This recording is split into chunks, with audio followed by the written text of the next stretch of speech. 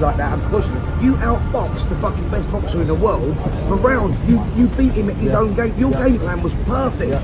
It's perfect. He nicked it just at the end. But he nicked it at the end. He was stopping around. That's all it was. But that fight up until 10 was dead fucking level. You was outboxing the best boxer in the world. Your stock rose, mate. You were rose, like you come out of that with victory, mate. Like you, honestly, you know, if there was any doubters out there now, bro, there's fucking none now at all. On Saturday night, I'll be listening to Usyk versus Joshua exclusively live on TalkSport while I'm enjoying my Saturday night Chinese. Special fried rice, bosh. Special chow mein, bosh. Sweet and sour chicken balls, bosh. Sweet and sour chicken Hong Kong style, bosh. Salt and chili king prawn, bosh. Salt and chili chicken, bosh. Barbecue spare ribs, bosh. Roast pork Chinese style, bosh. Crispy aromatic duck, bosh. Chips, bosh. Prawn crackers, bosh. Curry sauce, bosh. Right, if I was on the phone to the Chinese, local Chinese, it'd be egg fried rice, special fried rice, large. Plain chow mein, shredded chicken chow mein, large. Salt and chili king prawn, salt and chili chicken, kung po prawn, sweet and sour chicken balls, sweet and sour pork balls, shredded chili beef, beef in black bean sauce, mini pancake rolls, large pancake roll, curry sauce, 2 portions of prawn crackers. Bosh. I think you were talking about the pandemic there. Have you changed, you think, as a boxer or as a person during it? 100%. Like when I first started boxing, my whole world just flipped on its head.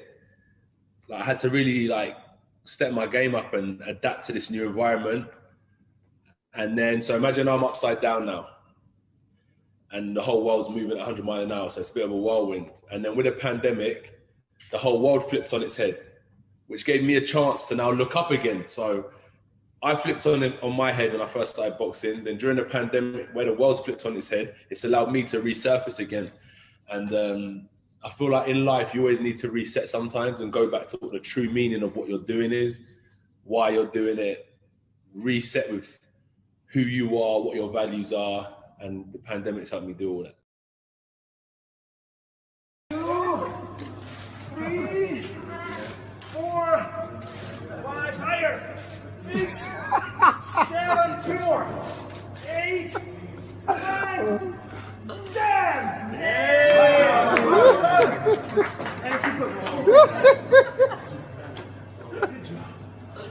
I'm all over the world, whooping ass. You think I'm fighting a regular? You smoking crack. I got a family to feed. Get the bag. If you ain't talking about money, get the fuck back. I don't like talking shit, but you're secure anyway. No, Ben, it's gone past that, mate, because we've been here now since July talking, mate. No, so I'm saying, if I can't get you that by the end of the week, then I just give you the 100 grand. But I don't want, I actually have looked up to you growing up. I don't want this situation with you. I think I can do what you want, but I've got to the point now where I feel like Sky have fucked me, and I know you don't care about that, but that I'm not going to fuck you. And I want, look, I know you say it's gone past the stage, but if I put in a contract where you've got, like, I've got to deliver.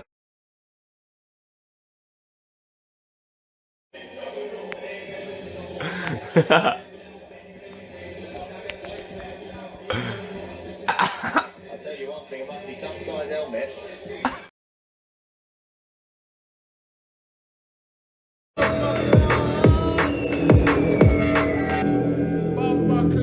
Bomba Clatte!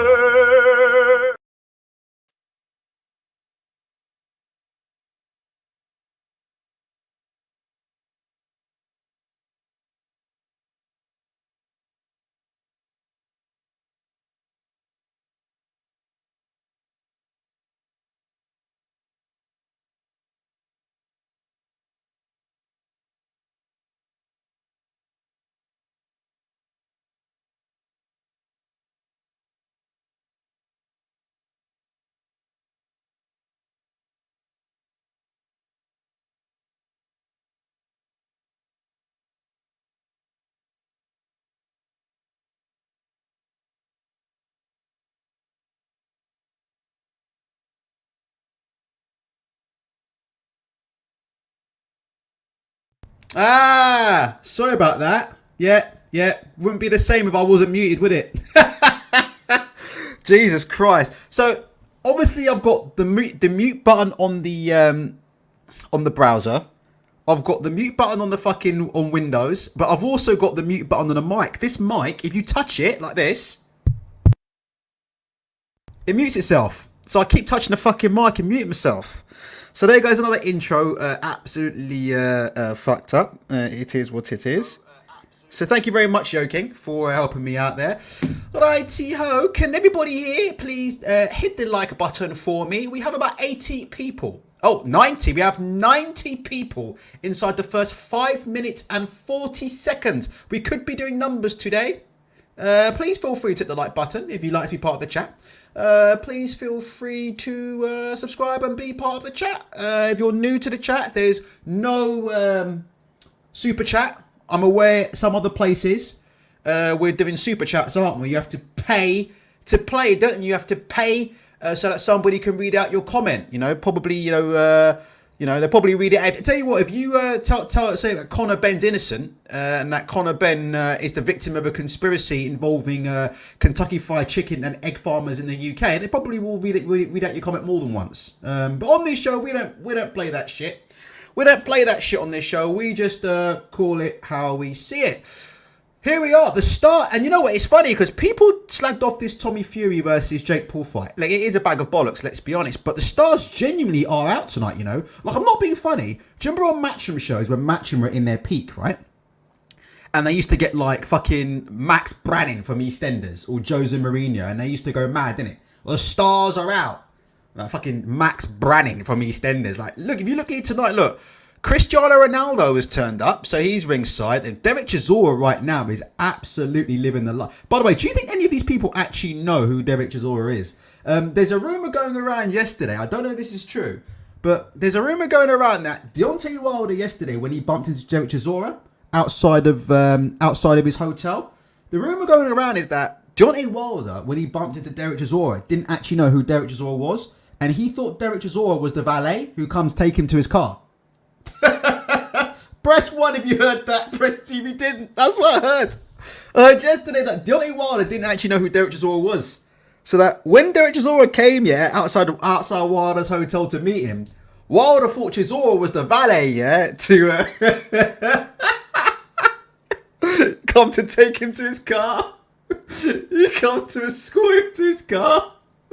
That's what somebody said.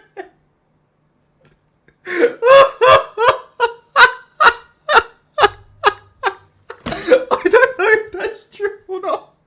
I think somebody was probably putting my leg. I'm not even sure. I think someone was putting my leg in it. But yeah, allegedly Wilder thought Chisora was the valet. Comes to take him to his car.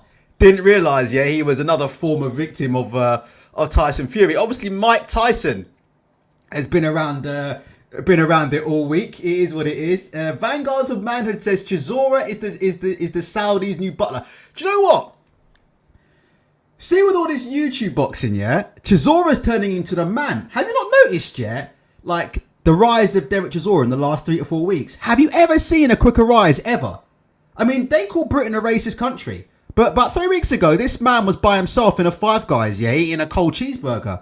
Not joking, 3-4 weeks later, he's in the middle of Saudi Arabia having sword fights with billionaire Arab kings. I mean, Jesus Christ, Derek Chisora, that's a hell of a rise he's had, in the last 3 or 4 weeks. Unbelievable, Yo King says shake Del Boy, Del Boy's gone from eating cold Five Guys in the back of the O2 Arena to hanging out with Mike Tyson and Cristiano Ronaldo. I mean, this guy right now is absolutely flying right now. Who do you think's flying more? David Haye or Derek Chisora? You've got David Haye, who's in Costa Rica with about 17 girlfriends who all know about each other, posing for photos up on the gram. But then again, you've got Chisora. You've got Chisora all of a sudden hanging out, with Arab sheikhs. Sheikh Chisora. This new gimmick. Listen, maybe Chisora can have one more pay-per-view run. What do you guys think? Maybe Chisora can have one more pay-per-view run. And if he comes out to the ring, wearing your Saudi attire. Do you know what Chisora should do? Chisora should do. Come out, to the ring in Saudi attire, turning up to the arena in the gold limousine and just basically threaten to make everybody his slaves, innit? Threaten to make everybody his slaves, threaten to subjugate everybody, and threaten to take away everybody's civil rights. I think that's a winning gimmick, don't you? I think Chisora will be back on pay-per-view in no time. There was more layers to that joke I wanted to do, you know, but I've realised, what time is it? 9:15. We're probably not ready for it yet. It is what it is. Boxing Classics HQ says, how do boxers fight at 11 p.m? Won't they be tired? What time do they get to bed? Well, Tommy Fury is normally wired off his tits at this time of night, so I don't think it'll be a problem for Tommy Fury. Tommy Fury's nearly off his tits. Have you seen videos of Tommy Fury in the fucking club? He's nearly off his tits. There's Tommy Fury backstage. It looks, I have to say, Tommy Fury looks very, very relaxed there. Very, very, very relaxed. He's backstage there. Listen, it's sink or swim, isn't it, for Tommy Fury? And let's just start off by saying, look, oh, excuse him, what? There's Cristiano Ronaldo himself with his son. I mean, look, the stars really are coming out. And again, what do you, before we get on to who's going to win the fight, because I don't have a clue who's going to win. I'm going to stick with my pick, which is Tommy Fury. I've picked Tommy Fury from day one.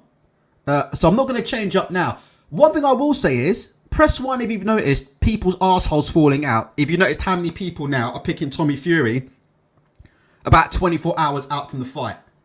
Big up Jason Walker. Press 1 if you've noticed how many people's asses are falling out and are now picking Tommy Fury just before the fight. Happens every time, doesn't it? Every single time. I run polls for a reason, you know. By the way, I hope you guys don't mind, but I'm doing this episode in my boxer shorts. Do you think I should put some trackies on? Maybe we should. Let me do that while I speak to you, actually. I'm sitting here with compression tights around my legs. Geez, I rushed out the loo. Those of you who train, I haven't trained in a week, but those of you who train know what I'm talking about. Compression tights, innit? They're a fucking pain to get off, aren't they? Anyway. About a week ago, we ran a poll, and everybody was picking Jake Paul. Everybody was picking Jake Paul. Now, all of a sudden, I've checked a few polls around the place, around the internet. And all of a sudden, it seems like people have switched and gone to Tommy Fury. So, it's an interesting one, isn't it? I mean, but what I will say is there's Jake Paul arriving to the arena wearing a ski mask. So, you know who did that? Trying to copy Floyd Mayweather Jr. It's a weird one, isn't it? It's a very, very, very weird one. It's a very, very weird one. It's a very weird one. I mean, you've got your boxing royalty who are criticising this fight, aren't they? They're saying it's a disgrace to boxing, aren't they? They're saying it's a disgrace to boxing. It's, you know, two amateurs. These guys aren't worth the time of day. Why are we covering this fight? Why are we doing it? This isn't proper boxing. Do you know what I mean? But then at the same time, the fact that you've got Mike Tyson, Cristiano Ronaldo, all these people, the fact that there's so much buzz about this fight, press 1 if you agree with me, press 2 if you disagree. It shows that mainstream boxing is fucked, doesn't it? Doesn't it show you that this is what happens when you don't get the fights you want to see in mainstream boxing? People gravitate towards the Jake Paul. People gravitate towards the Tommy Fury. They gravitate towards it. You know, we can't make an Errol Spence versus Terence Crawford. We can't make a Tyson Fury versus fucking Alexander Usyk. We can't make pretty much any of the fights we want to see other than fucking Gervonta and Ryan Garcia. And I believe those two get it on when I see them in the ring. We can't make, mainstream boxing can't make anything that we want to see. So this is what people turn to, isn't it? For me, it's an indictment on the state of boxing. Let me make no mistake about it. If mainstream boxing doesn't get its act together, right? I'm telling you right now, if mainstream boxing doesn't get its act together and starts getting these fights on soon, this YouTube boxing eventually is just going to fucking wipe everybody out, you know? You can see the writing on the wall, right? We can all see the writing on the wall. We can all see the writing on the wall. So I know it's quite fashionable to turn around and go, why are people covering this fight? Why are we watching this fight? This fight's shit. You know, why do we give a fuck? This isn't real boxing. Blah, blah, blah. But at the end of the day, what is it? It's two guys who don't like each other in a fight where we care who wins. Guess what? Normal, quote unquote, normal mainstream boxing can't deliver that for us right now. So we have to turn to Paul versus Fury. In terms of the fight itself, I can't work out who's more delusional. Jake Paul or Tommy Fury. Let's just do a poll on that to get going. This is a fun poll. Who do you think's more delusional? Both of these two are absolutely off their tits. I mean, I heard Jake Paul saying he's from the streets. Did you hear him at the fucking weigh-in? He's saying, I'm from the, I had it the hard way. I'm from Cleveland, Ohio. Yeah, you from Cleveland, Ohio, but your father was rich. Am I right at that, Shevin? Like, we know Cleveland's real. Shout out to all my gunmen out in Cleveland, Ohio. We know Cleveland's real. Doughboy. If you're about that trap music, you know about Doughboy. No, don't you know about Doughboy? Them boys up in Cleveland are real. But Jake Paul ain't no gangster. I'll get you the footage in a minute. He out here talking like he's a gangster on the weigh-in. Did you hear this, dude? Let me get it up. See if I can get it up. I'm on the Queensbury page. He turned it around saying, you know, I live this. You know, I live this. I've always been, you know, I'm from Cleveland, Ohio. You know, I'm from, you know, it was cringeworthy the shit this dude was coming out with. The dude was talking like he's from the street. The dude had a rich father, man. What's going on? So he's delusional. But then you've got Tommy Fury as well. I have to be honest with you, yeah? Tommy Fury's conduct, yeah, has been fucking bizarre. Here we go. Let me just show you this. This is Jake Paul the weigh-in. Let me see if I can play you this. But then I want to show you the clown that's Tommy Fury. The stuff that these two be saying, they just be talking. There's so much fakery going on. It's just unbelievable. I can't work out who's more fake. Press Van if you can hear Jake Paul telling you he's a real killer. No lie. You can see his nerves running through his system. He can't stop moving. I'm chill. I'm a real killer. I don't gotta do all that acting shit. I'm a real fucking dog. This is how I do it. This is how I do it. From Ohio, from Cleveland. Real dog. None of that fake shit. You can see his nerves running through his... What the fuck is going on? You hear this shit? As PG says, no gangster would be on the Disney Channel. Yeah, the real gangster is fucking PG. Because during that pandemic, PG, yeah, was in the boxing gym sparring with no vaccine. He don't give a shit. So you know about PG. We know PG's a real gangster. PG don't give a shit. Unprotected, goes in, or fight anybody. But yeah, look. Jake Paul calling himself a real killer. Eddie Morales saying he's from the suburbs. He talking like he's from the hood for real. Ah, look at this dude. True Benjamin, I'm from Baltimore. Ohio ain't shit. Listen, man. Listen, I'm from the UK, man. Leave a UK brother alone. The only thing I know about Baltimore is from what I've seen on The Wire, man. The only thing I've ever seen come out of Baltimore is The Wire, Javonta Davis, and Charlie Baltimore. That's about the only thing I know about from Baltimore. But I know Baltimore's real. We all know Baltimore's real. But still, Ohio's got some gunmen though, innit? Ohio's got some gunmen though, innit? But anyway, Jake Paul talking like he's a real. I need to say the N-word there. But you know what I'm saying? He coming out with like he's gangster, Jake Paul. So he's an idiot. Then you've got this fucking idiot here. Do you want to hear from this fucking idiot, Tommy Fury? This guy, I can't work out who's more delusional. You got Jake Paul, who thinks he's from the hood, and then you got Tommy Fury, who's just straight up nuts. Press Van if you can hear this. What did you make of his shape on the scales? Looks flat, looks flabby. He don't even look like he's trained. You know, he looks scared. He looks very weak as well. So, you know, this is my time there. You know, Jake Paul ain't taking this away from me. This is my event, my show, and I'm coming for everything. What did you make of his... Yeah, exactly, LD Phoenix. Tommy the Mug trying to be a fighting man tough guy. I mean, what is going on, innit? Like, just stop it, innit? Just be real, be yourselves, innit? Like, what do you guys think about Tommy there? Like, all week, yeah, Tommy's been giving it the big talk, innit? Innit? All of a sudden, he's changed. Tommy's now coming up with a gangster talk. Do you not think? Tommy's now coming up with a gangster talk. Do you see him walking through to the weigh-in? He's walking through to the weigh-in. I'll see if I can get it. He's mean-mugging people. Apparently, he was mean-mugging Jaleon Love at the weigh-in. He's giving it the big boy talk. You can see it here. Giving it the big boy talk. He's mean-mugging Jaleon Love. He's mean-mugging members of Jake Paul's crew. I mean, the guy's just a complete muppet. So, what do you guys think about it? I mean, I think they're both faking. What do you think? Do you think, press one, do you think Tommy Fury's putting on an act? Can I just be honest with you? When you see this weigh-in here, press 1 if you agree with me, press 2. What do you think about the way Tommy's acting here? I don't like to see this kind of stuff. Let me look. His dad's amping him up. His dad's a moron. Look at Tommy trying to stare him dead in the eyes. It's all nonsense, isn't it? Like, what do you guys think about this? You're going to knock you the fuck out. I'm going to knock you the fuck out. I don't like to see this stuff, man. Do you know what I mean? Do you know what we said, yeah? I don't know how you guys feel about it, but remember we had this conversation last week when we were talking about white collar, and we were talking about my white collar guys who are fighting. My man won, buddy, but he won on points, by the way. He won on points. And like I said before, you know how I feel about this. Look, when you've done the work, innit? When you've put the work in the gym. Look, be honest with you, look, I'm not getting into all the mind games and all this shit. I don't care about that, right? It's gonna come down to what goes on in the ring. But I'm just saying, honestly, if you're asking me what do I like more, I like Jake Paul in this. Because Jake Paul looks like a guy to me who looks like he's done the work. Like, I'm not talking about his physique, but I'm looking at him. He's calm, he's collected. He knows that whatever's said now, nothing that's said on this stage is going to make any difference when they get in the ring on fight night. Like, that push isn't going to make any difference when they get on the ring on fight night. So he's laughing it off. It doesn't matter. Wade in and we'll find out tomorrow. And for me, Tommy Fury doing all this extra shit, all this pushing, all this screaming, getting in the mic, his dad's a complete moron, his dad's winding him up, flexing his chest out, walking around everywhere with his shirt off, me mugging in people's team. The whole thing is just, I don't know. I'm pretty disappointed in Tommy Fury. I know it's good for the show, and I know they got to sell the show, but Tommy Fury sucking his gut in as well. Look at it. Look at all this shit. And Tommy Fury sucking his gut in. I'm not saying he's not in shape, but can you see Tommy Fury sucking his gut in? Look. What is going on, man? Look at this guy sucking his gut in. Look.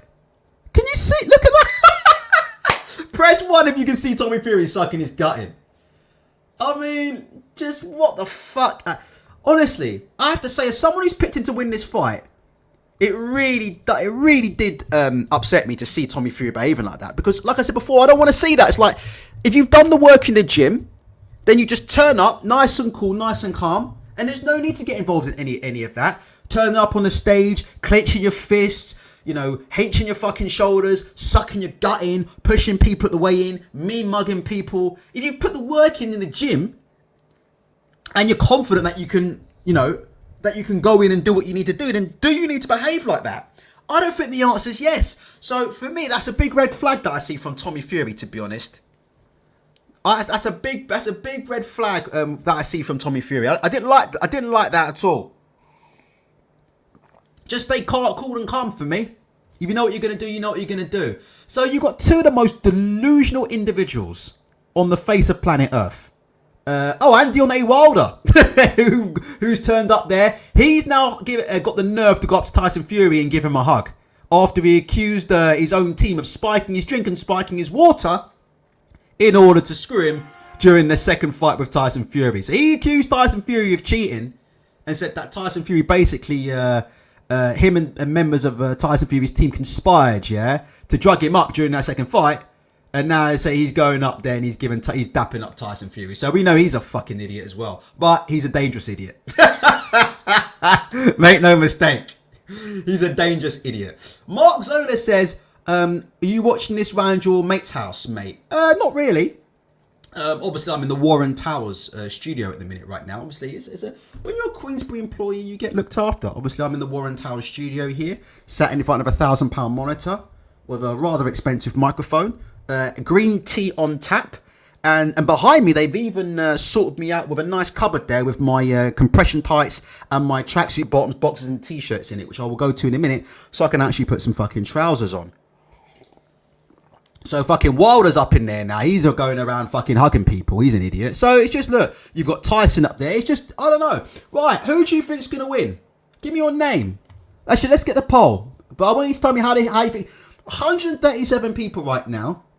47 likes. We're going to struggle tonight. I had a little check, and just about every major boxing channel known to man is currently live at the minute. So we are going to struggle, but let's be honest, I really do feel that we are the best in the business. You know, and I do stand by that. You know, I really do. I really do feel that we are the best in the business, and you know, we call it how we see it. You know, we're not going to sit here and entertain Kentucky Fried Chicken as the reason why somebody would have multiple adverse findings in a space of a couple of months. So if that's the kind of thing that you're interested in, please stay tuned. If you'd like to be part of the chat, please feel free to hit the like button. And if you'd like to hit the like button and support the channel, please do.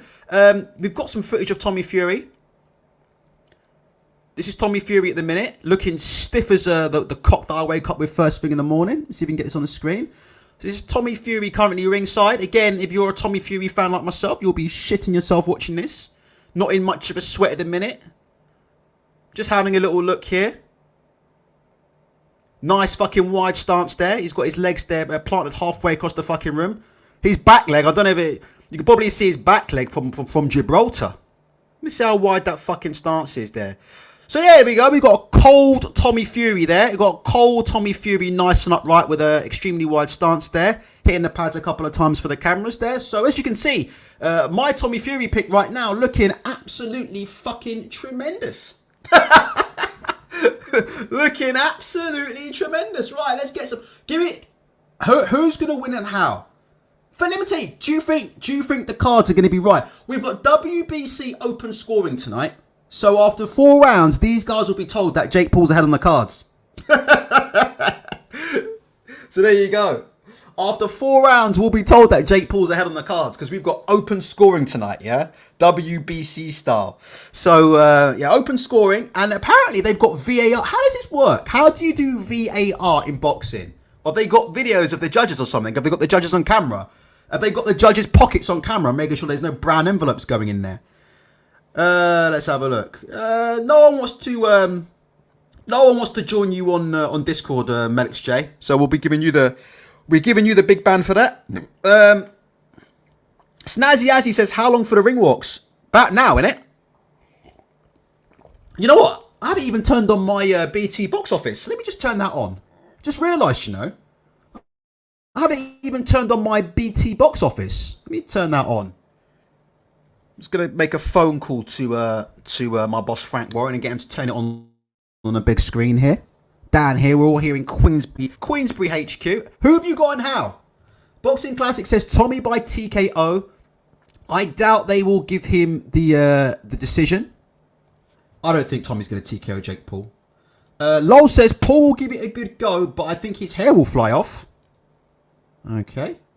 Well, actually, Makabu and Jack, I'm just seeing. Badou Jack and Alunga Makabu. So the walkout was supposed to be 9:30 UK time, right?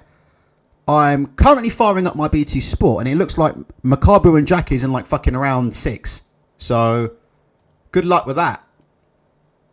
You know Queensbury involved in this show. We're looking at another fucking 2:30 in the morning walkout right now. It is what it is. Richard Barker is going for Jake Paul by knockout. If Jake Paul was to win, would you say that's the end of Tommy Fury's career? I don't think it is. I think all of that stuff is nonsense. But what would you think? If Tommy Fury loses tonight. No, sorry, matey. We don't show the fight, mate. I'm not going to lie to you. We don't show the fight. JY is saying dodgy draw, I reckon. Games You Love is saying Jake Paul by KO. Lamb Chop is saying Paul by KO. I do think Fury has much better fundamentals, but I reckon Fury gets cocky, trades and gets KO'd. Could be interesting. Let's have a look here. Yes, Gary Harrison. BT box office. That's this absolute fucking clown show is on BT box office. Luckily, with me being a Queensbury employee, I don't have to do that. So there's Tommy there. And there's the whole Fury team currently backstage there. That's Shane. Is it me or is Shane Fury put on weight? He looks absolutely massive. Joseph Parker, the Fury cheerleaders there as well. But let's have a look at Shane Fury. Lord Jesus. Can you see the state of him? Was Shane Fury always that big? He looks bigger than Tyson. Does he not? My gosh. Richard Barker says, our loss isn't the end for anyone. Protecting the zero is why we don't get good fights. Exactly. Stuck in Kiev says Tommy Fury can fight Marcellus Wilder in 2 years, regardless of whether he wins or loses in this fight. I hope there's no drug testing for that. Jesus Christ. I hope those two ain't signed up for VADA. My gosh. LD Phoenix says Tommy's muscles will gas him. Jake's lean physique will see him through Tommy. Tommy ain't done more than 4. Do you know what? Jake Paul, for me, obviously he's not a top level boxer, professional boxer, right? But for me, Jake Paul's a dog. You know? There's no doubt in my mind, like, Jake Paul's a dog. Like, from the sparring I've seen him do, he's a dog. But we don't know if Tommy Fury's a dog. We've never seen dog in Tommy Fury. We've seen dog in Jake Paul before, but we've never really seen dog in Tommy Fury. You know, when it gets nitty gritty and when it gets tough, you know, is Tommy Fury really going to be able to dish it out or handle it? But then again, there are people who work in boxing who say Tommy's going to kill this guy. Do you know Sam Jones? Look, let's see if I can get Sam Jones's tweets up. I know you got, you know, people aren't a big fan of Sam Jones from Jam, but Sam Jones has been around boxing for a while. Sam Jones has guaranteed that Tommy Fury will knock him out. He's saying, I've watched Tommy Fury knock out grown men in the gym when I've seen him spar XYZ ago. And he says he's going to knock Jake Paul out. He says there's literally no way. That's what he says. He's like, I've never seen anybody so confident about it before. But he says, look, I've seen Tommy Fury. I've seen Tommy Fury knock out grown men. And he just says he's in a completely different level. And he says Tommy Fury's going to fucking destroy this guy. So we will have to wait and see. I'm just trying to get the tweets up here. Oh my gosh, we've got Carl Froch live on BT Sport. Are you for real? The man, Carl Froch, no longer a Sky exclusive. There you go. Carl Froch is live. He's in the studio alongside Denzel Bentley, Anthony Crolla, and Paul Dempsey. So that's a big coup there from, see if we can get this up on the screen. That is a big coup from BT Sport. Look, BT Sport have gone from last couple of weeks ago, they had Joshua Bratzi in there doing the live fight commentary. And look, tonight they've got Carl Froch. Jesus Christ, they're fleeing the Matchroom ship as quickly as they can, can't they? You might be hearing some news on Joshua Bratzi's new promoter soon, but I've got no inside information. But Virgil Hunter has said that Joshua Bratzi won't be taking any fight with Dimitri Bivol. That's what he said. So Virgil Hunter has said that Bratzi won't be taking any fight with Bivol, and that Bratzi's going through some transitions. What transitions those are, I'll leave you to believe. I've got no inside information, but it won't surprise me if part of those transitions would be transitioning to a new promoter. Because you'd imagine the Queensbury are knocking on that Bratzi door pretty fucking hard. Vanguard's Amanda said BT Sport have ditched David. David Hayes not been ditched. He's in Costa Rica with about 16 birds on top of him. Don't worry about David. And he's literally in Costa Rica, by the way. If you look at David Hayes' social media, he is literally in Costa Rica. He gave his prediction for this fight. David Hayes predicted Jake Paul, by the way. David Hay gave his prediction from Costa Rica. So I don't think BT Sport have ditched David Hay. I think David Hayes got some business to take care of. Cough, cough, cough, cough, cough. Oh, by the way, while we're here, or I'll forget to do this, for those of you who didn't catch this on Twitter last night, Tweet of the Year 2023 from Gareth A. Davis. Tweet of the Year 2023 from Gareth A. Davis. You won't see a better tweet than this all fucking year long. Gareth A. Davis promoting his show on TalkSport, and he's posted a link to the show, and Gareth A. Davis' link to the show is xhamster.com, videos, blah, blah, blah. So Gareth A. Davis there absolutely fucked himself raw. The Tweet of the Year 2023. Gareth A. Davis promoting his show. But he put the wrong link in. Gareth A. Davis put the wrong link in, man. This idiot, man. Don't watch porn on your work PC, you fucking idiot. Or at least use a different browser, you stupid idiot. Don't use your work laptop to watch porn, and don't watch it on the same browser. Dude went and did a Control-C, Control-V, and didn't even check. Jeez, at least it's not one of Ellie Brooks. Let's put it that way. At least it's not one of Ellie Brooks. Because it is what it is.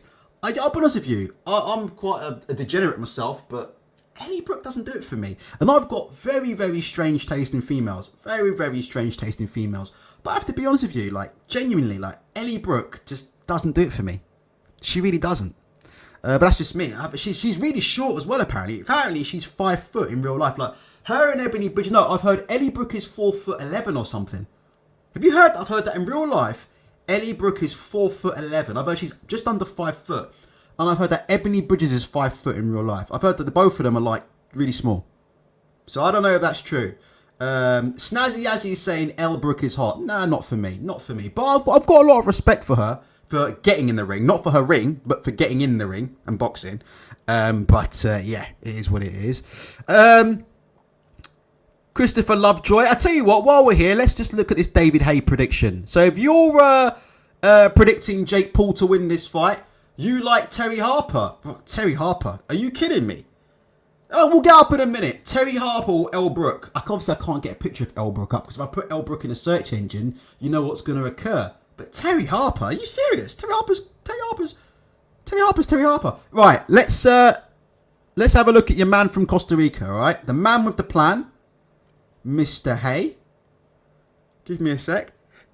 If you've got Jake Paul to win, you might want to cover your ears now. Preston Van, if you can hear this. So it's nearly Sunday. Jake Paul has an acid test against a real fighter, Tommy Fury, a young guy who looks the part. He's looked fantastic in his previous fights. Long arms, tremendous physique, fighting family, fighting genetics. So this is, a lot of people believe that Tommy Fury is going to knock out Jake Paul, who is considered a YouTuber who happens to do a little bit of boxing. The difference is I know that he is a real boxer himself. BJ Flores, his coach, one of the best coaches on the planet. I spent many hours talking to him about this Jake Paul project. And this is it. This is the big one. This is the test where he shows the world what it's all about. On the other hand, Tommy Fury doesn't consider this a real threat, a real fight. He says it's an easy fight. He's fought better people in the past. I disagree. I think this is Tommy Fury's biggest fight, toughest fight, the fighter who's coming to win, legitimately coming to win, and he's going to have a game plan. He's going to have plenty of time to prep. So I'm excited. I believe there'll be an upset. I believe Jake Paul will find a way to win, possibly on points. It's captured the public's imagination, and that's what we need in boxing. So there you go. Haye's the new lilt man. Well, Haye's got about 16 birds that'll be slurping up his lilt tonight. So he's the one winning. He is the one winning. So David Haye's going for Jake Paul. Obviously, David Haye is best friends with BJ Flores, right? Well, I think his best friend is Joe Fournier. But he used to be really, really close to BJ Flores, didn't he? So Haye is obviously going to pick his mate's friend anyway, right? So, Haye and BJ Flores, it is what it is. Yeah. What do you think? Snazzy Azzy saying lump on Tommy. I've gone for Tommy Fury, but I don't have any confidence in my pick tonight.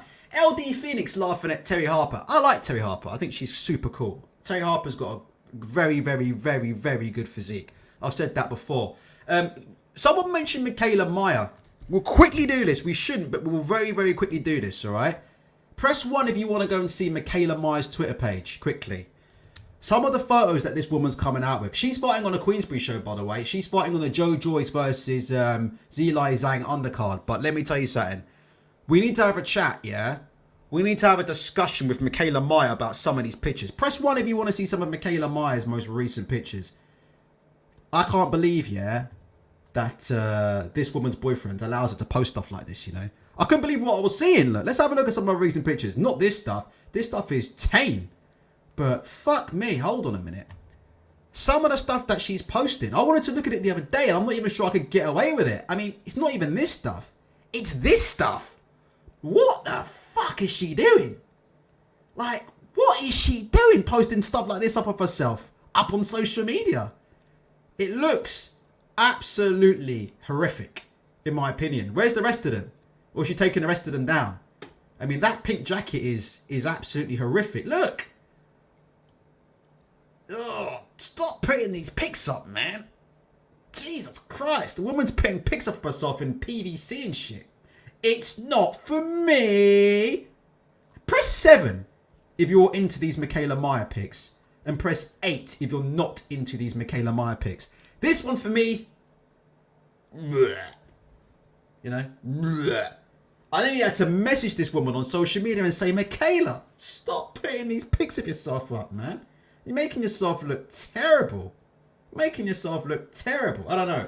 Press 7 if you like this Michaela Meyer pick. Press 8 if you don't. For me, she looks atrocious, man. I've been sticking up for Michaela Meyer for a long time, but I might have to jump off the Michaela Meyer train, because pics like these, waking up in the morning first thing to this ain't a pleasant thing. There you go. That's what she should be looking like. That's what she should be looking like. That I approve of. This I do not approve of. Anyway, let's see where we are with Makabu and Badou Jack. We're into round 10 of this fight. Main event should be about 15-20 minutes away, depending on how long the entrances are going to be. You've all seen David Hayes' pick, so it is what it is. Just so we'll see if we can find any more news out there. Blah blah blah blah blah blah blah blah. Yeah. Tell me your picks. Give me some more. Let's read for these picks. Right. Hay really living the life. Fair play after years of fighting. Recall Boxing says Jake Paul's winning this. Tommy ain't got the minerals. We'll have to see, Recall Boxing. We'll have to see. We'll have to see. Do you know what? Honestly, we'll see. We'll see. I still think if Tommy does what he's supposed to do in the ring, then he should get it done. But Tommy's a muppet. Do you know what I mean? And Tommy's dad's a muppet. You know, John Fury again. You know, what do you guys think about this? Oh my gosh, Grandmaster Flash says Michaela Meyer looks like Rodney Trotter wrapped in a bin bag. Do you know what? I have to give it to you. She actually does. I'm going to give you the 10 bell salute for that one. I'm going to give you the 10 bell salute for that one because you know what? It's not even that was funny. It's actually like factually accurate as well.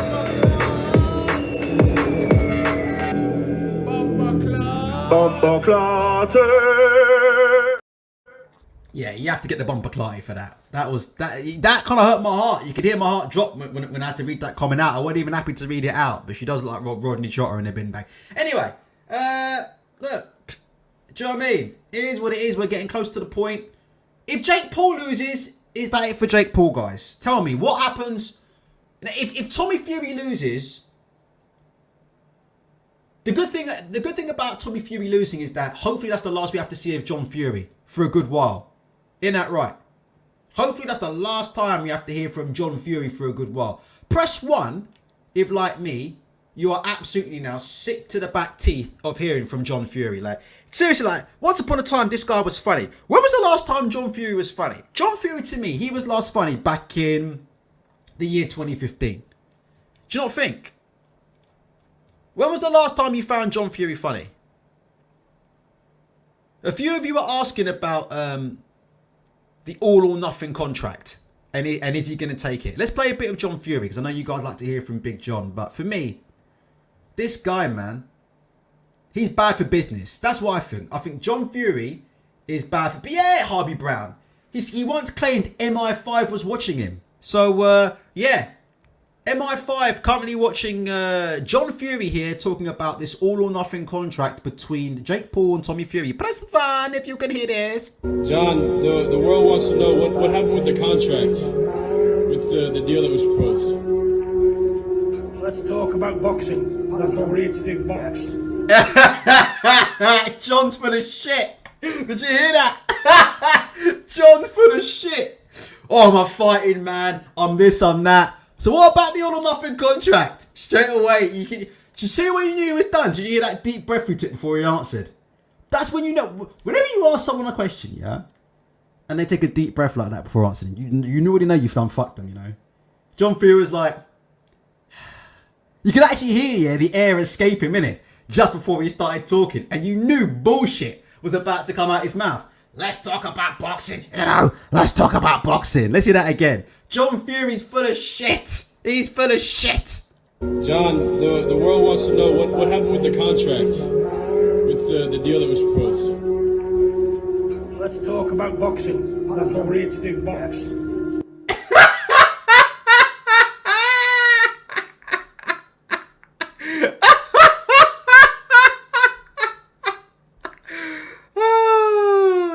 Dude, there you go.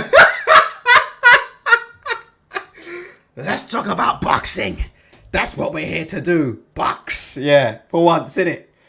But John Fury's done change, innit? He's done switched up because before he wanted to talk about bending over Jake Paul's girlfriend, didn't he? Was that talking about boxing, John Fury? When you was at the press conference, let's get this up. When you was at the press conference at BT, yeah? Was it at BT Studio? Do you remember when they did the original press conference for this, yeah? Tommy Fury versus Jake Paul. in the UK, and they had Jake Paul on a BlackBerry on the worst internet connection of all time, breaking up left, right, and centre. And John Fury managed to save the press conference by threatening to assault Jake Paul's girlfriend, which led to mass condemnation, of John Fury across the entire UK press. Trying to find a video now, but I can't find it no more. But it's around there somewhere. Hey, was that about boxing, John Fury, when you was talking about bending over Jake Paul's girlfriend? Fucking hell. What on that? Was that about boxing then, innit? Big John, innit? But now he wants to talk about boxing, didn't he? What do you think happens to Big John? If his son gets beat by a YouTuber, then we don't have to hear no more of this fighting match. That's like the only positive. Look, today I'll be honest with you, it's been a bad day for me. Got a few health problems at the minute. Manchester United won a fucking trophy today. Barcelona lost today. And Jake Paul's about to go and knock out Tommy Fury. So it's been a fucking bad day all around. But the one silver lining that might come of it is if Tommy Fury does get knocked out, it's the last we've got to hear from this dude. Yeah, I'm a fighting man. The CIA are looking after me. Are looking out for me. If anybody can find me the video of him saying that, I'll clip that up. So you know my email address, ultratechsports@gmail.com. If anybody can find me a source for the video of John Fury claiming that the CIA or MI5 are currently watching his every move because he's such a fucking threat, to society. Can somebody let me know? Because I will clip that up. I will happily clip that up. This guy's a fucking idiot. Straight up. Do you know what I mean? He's an idiot. And his time is done, man. Tick-tock, tick-tock, man. John Fury's time is done. Right, speaking of done, let me see. Wow. Badou Jack has stopped Makabu in the 12th. So there you go.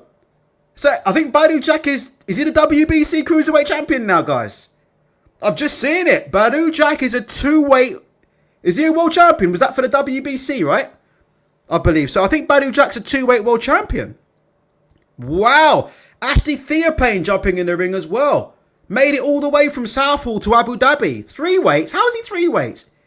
Was he a true champion at light heavy? Jeez. Stops Malunga Makabu. Badou Jack. Set up beats Alunga Makabu. At least a 2-weight world champion. He was the man at 168 pounds. And he's now the WBC champion at Cruiserweight. People are saying it's a bad stoppage. Let's have a look. What do you guys think of the stoppage? Let's have a look here. So Makabu's on the front foot. Badou Jack's against the ropes. He's shoulder rolling. Hits him with a big overhand right. Yeah, Makabu was in big trouble. Takes a double right hook, right uppercut, left hook, right hand. Early stoppage. Early. Very early stoppage by the ref. What do you guys think about that? For me, that was a little bit too early. What do you think? That stoppage there. Well, listen. The first overhand right after Makabu was hurt hit his gloves. The second right hand hit the target. Left hook hit the target. Uppercut hit the target. Left hook just missed. Right hand. Ooh. I mean, just give him another few seconds maybe. But yeah, it didn't look good. Maybe I'll take it back.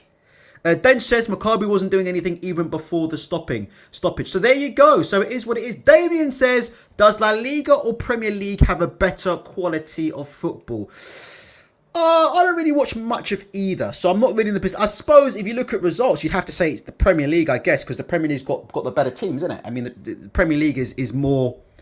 The Premier League has got the more thorough competition. It's harder to win the Premier League, right? So the Premier League's got so many teams in it that have got, good teams. And we've seen with English dominance in the Champions League. So you have to say Premier League. But in terms of actual quality of, to watch, there's no better club on earth to watch than Barcelona Football Club to me. I'm not a big fan, but there is no better club to watch on earth than Barcelona at the Nou Camp, because that is how football should be. But actually, Arsenal play very good football as well. But if you like the one-touch football like I do, the very technical football, the one-touch football, then you're like me. You enjoy watching Barcelona's, Real Madrid's. I've always watched foreign football. I've always watched foreign football. Do you know what I mean? It is what it is. Right, let's carry on. So yeah, Stuck in Kiev says early stoppage, but Jack had the fight in the bag regardless. So. It is the main event coming up. Sorry, we're all over the place at the minute, but let's see. Let's see if we can get any. Let's see if we can get any footage of Jake Paul. We've seen Jake Paul arrive in the arena with a ski mask on, with a black ski mask on. Let's just see if we can get any sort of final footage. Obviously, we've got these gazillion and one fake streams up here, so I don't know if we're going to actually going to be able to see any footage of Jake Paul. But this fight is imminent. So look, let's do it now, right? Question 1 in the chat. Let's go. If Tommy Fury loses, tell me now in the chat what happens next. What happens next? Do we see a rematch? Does Tommy Fury retire in the ring? Does Tommy Fury break down crying? Does Big John Fury come into the ring with a shotgun and try to attack Jake Paul? What do we see? What do we see? Do you think that Big John Fury is going to accept the result tonight? If Tommy was to lose on points, do you think that Big John Fury will be gracious in defeat and accept it? Or do you think Big John Fury will call robbery? How do you feel about that? What would you think about that? What would happen? Would Jake Paul, if Jake Paul beats Tommy Fury tonight, will Big John Fury be gracious in defeat? Because we've never seen if Fury get defeated, have we? Really? Like we've never seen Tyson Fury actually officially lose a fight. You know, I'm waiting. Oh, what about John McDermott? What about John McDermott? We've never seen Tyson Fury lose a fight. So we've never actually seen like what the Furies do when they don't win. We've seen Fury draw a fight, but we've never really seen how the Furies behave where it doesn't completely go their way. Press 1 if you agree with me. Interesting that, isn't it? There you go. That's a good one, Harry Chan. He wasn't when Hughie Fury lost it. Now, that's a very good shout by Harry Chan. Do you remember John Fury's conduct when Hughie Fury lost a close decision to Joseph Parker? Do you remember that one? It's ironic now because him and Parker are both friends. Do you remember that? Here we go. Do you remember this video from IFL TV? John Fury screaming, "You should be ashamed of yourselves, you political bastards." John Fury left fuming. I think they had to hold him back, didn't they? Let's have a look. Let's have a look here. Then they had to hold John. There we go. So this is Big John Fury. So will we see this tonight from Big John? Big John, not exactly magnanimous in defeat, was he? Look. There you go. He is absolutely fuming.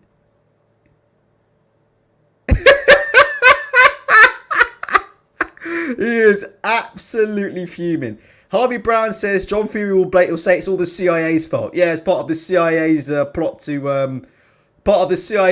to take him out. So there was John Fury last time. These are the good old days. Tyson Fury was weighing about 400 pounds there, and Eddie Hearn was going on IFL TV and saying Anthony Joshua would knock out Tyson Fury in 2 rounds, and Tyson Fury was finished as a fighter, and that, you know, we were living in the Anthony Joshua era. How ironic. So you can see there, that was Big John Fury afterwards. So could we see a Big John Fury meltdown? Jen says he called them cokeheads. Oh, Peter Fury called them cokeheads afterwards. I mean, could we see a John Fury meltdown? Do you think? Let's just get a poll in here quickly. Let's get a poll. In this current poll. In fact, right, 56% of you think Jake Paul is more delusional. Right, let's just do this then. Hold on. Wait 1 sec. Let's just, the fight's going to be here now. So let's just do the who wins poll. But that's interesting. Who wins? Right. Let's get it. Let's get the official poll. Sorry, I'm all over the place tonight. But we'll get there. Right, here we go. Here's the official poll. Who wins? Jake Paul, Tommy Fury. Vote now or forever hold your peace. We have 155 people in here. Only 60 likes in the chat. Absolutely disgusting. You've got the cool and dulcet tones of Big John Fury up on your screen after the last time one of the Fury clan lost a fight. There, Big John Fury at ringside there, threatening all manner of people there in the ring and swearing and shouting and doing what he does best. Will Big John Fury be magnanimous tonight if Tommy Fury loses or not? And what do you think happens if Jake Paul wins? I'll tell you one thing. Jake Paul's very confident about winning. He's already got his MMA fights with Nate Diaz pretty much signed and sorted, hasn't he, Jake Paul? What do you guys think about the WBC open scoring? Everybody will know how the judges have scored this fight after 4 rounds. WBC open scoring. Could be very, very interesting indeed. There's a lot of money. The money's on Jake Paul to win, isn't there? Wouldn't you? If you're in a boxing game, right?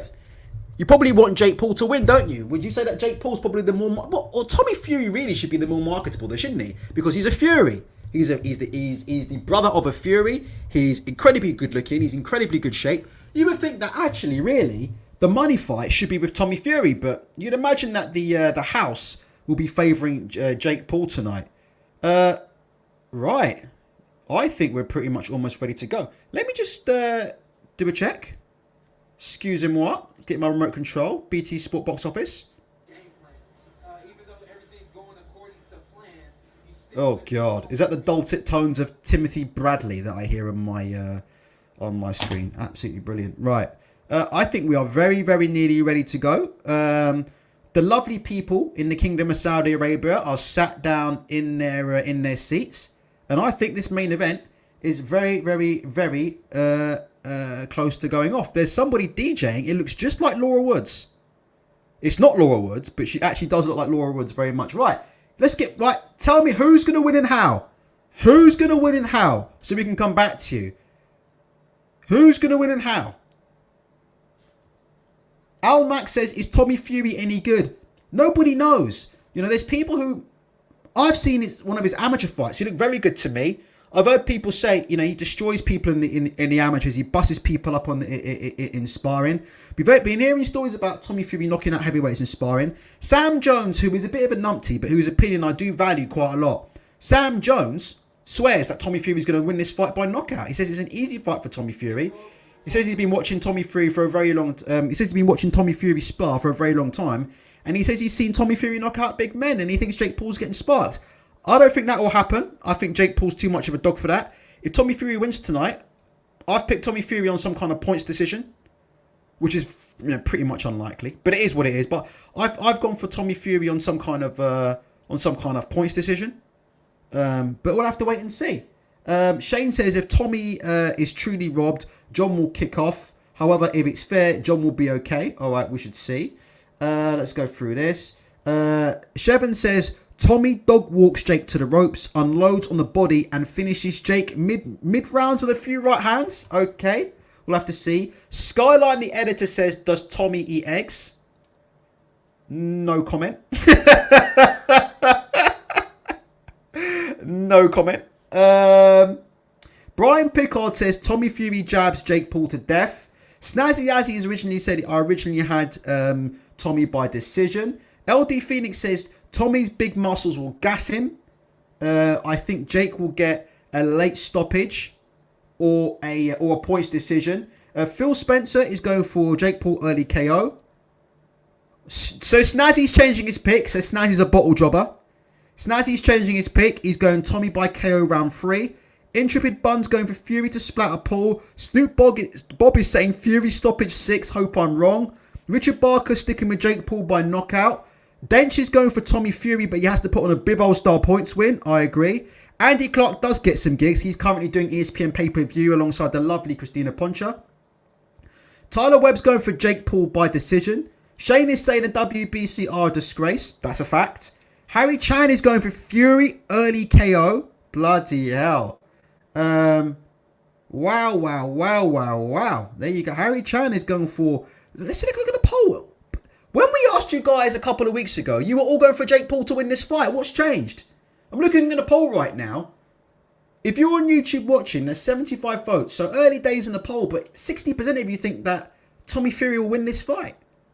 When we ran these same polls, it was like before, it was like you guys were all sure that Jake Paul was going to win this fight.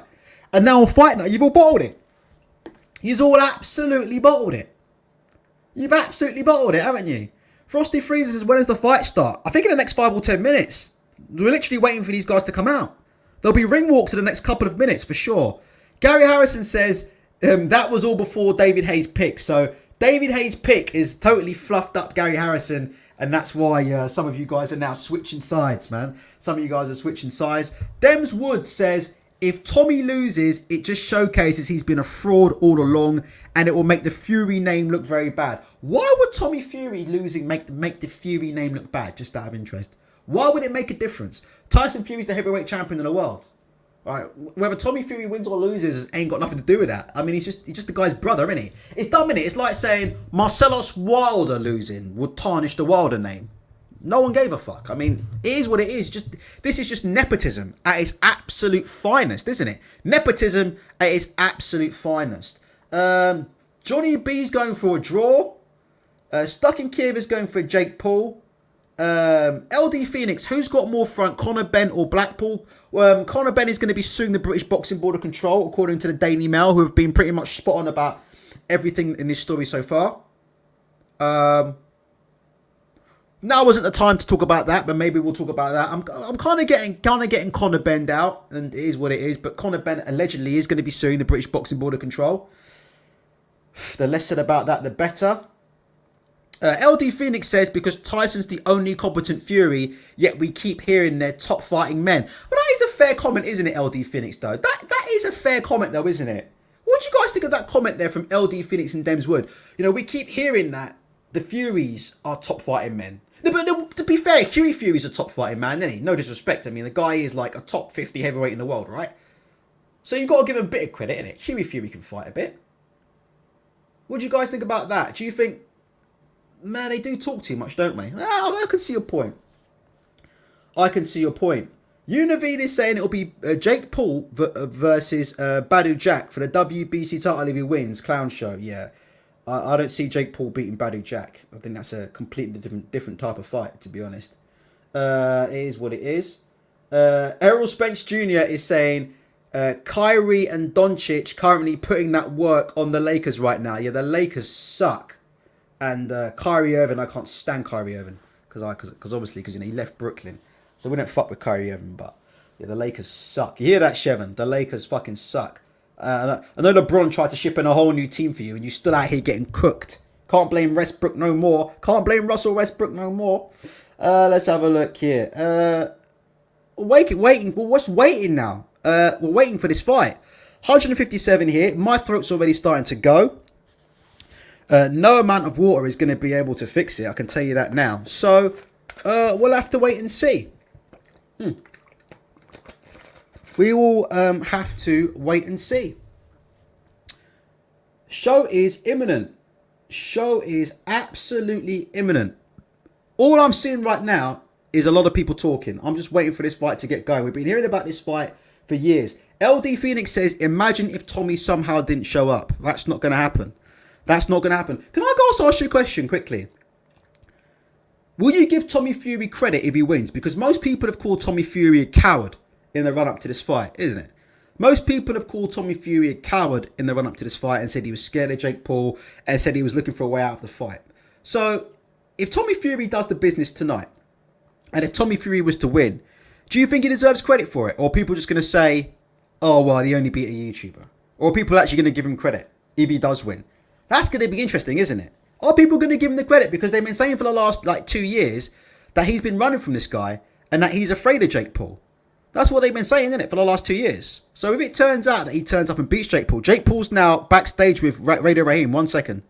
Boxing, some of them sit ringside, the biggest punchers, the biggest crowd with the most energy I've ever seen in this country, and that includes... Just give me a sec. I'm just going to mute myself. 3 seconds.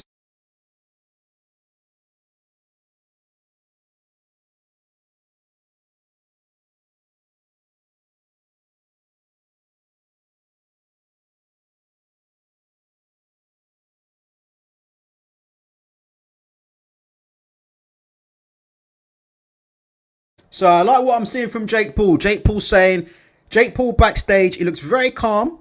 He looks very collected.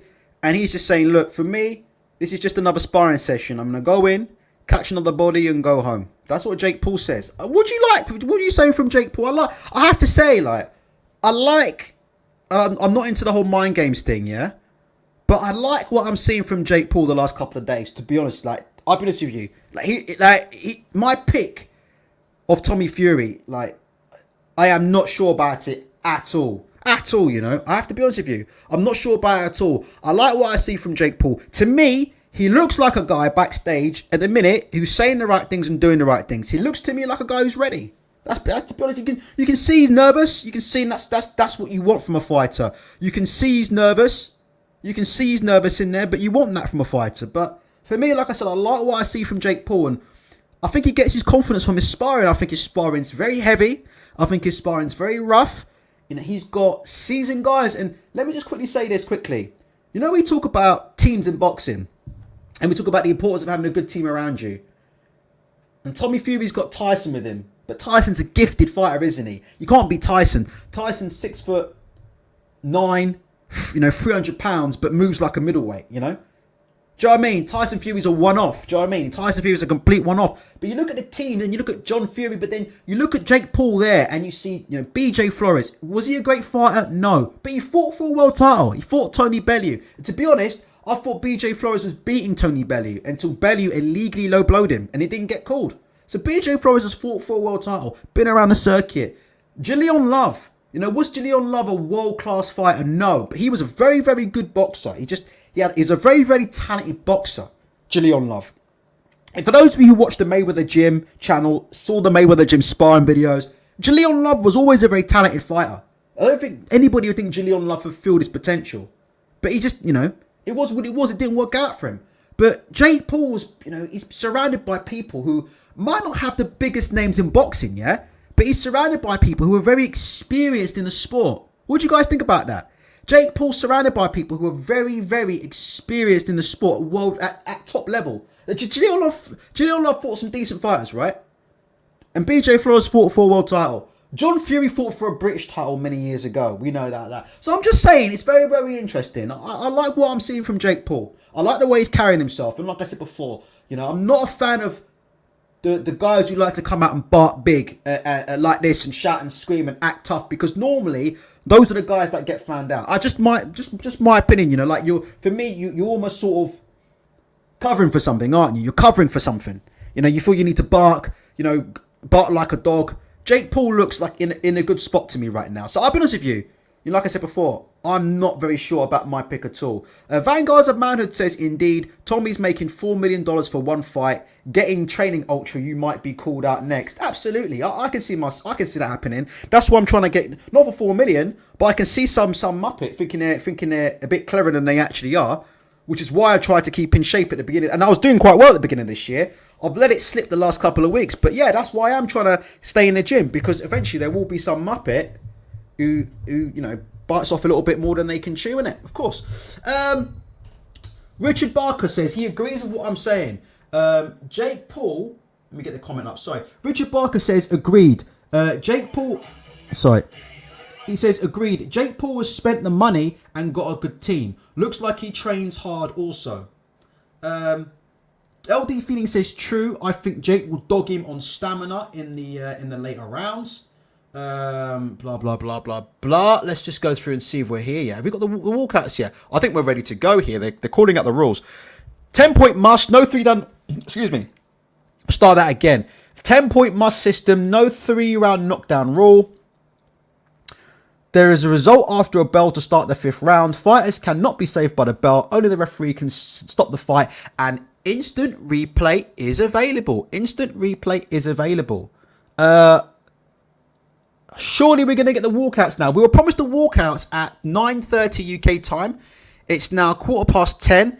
Bearded Jedi keeps asking if the fight is scripted. No, I don't believe the fight is scripted.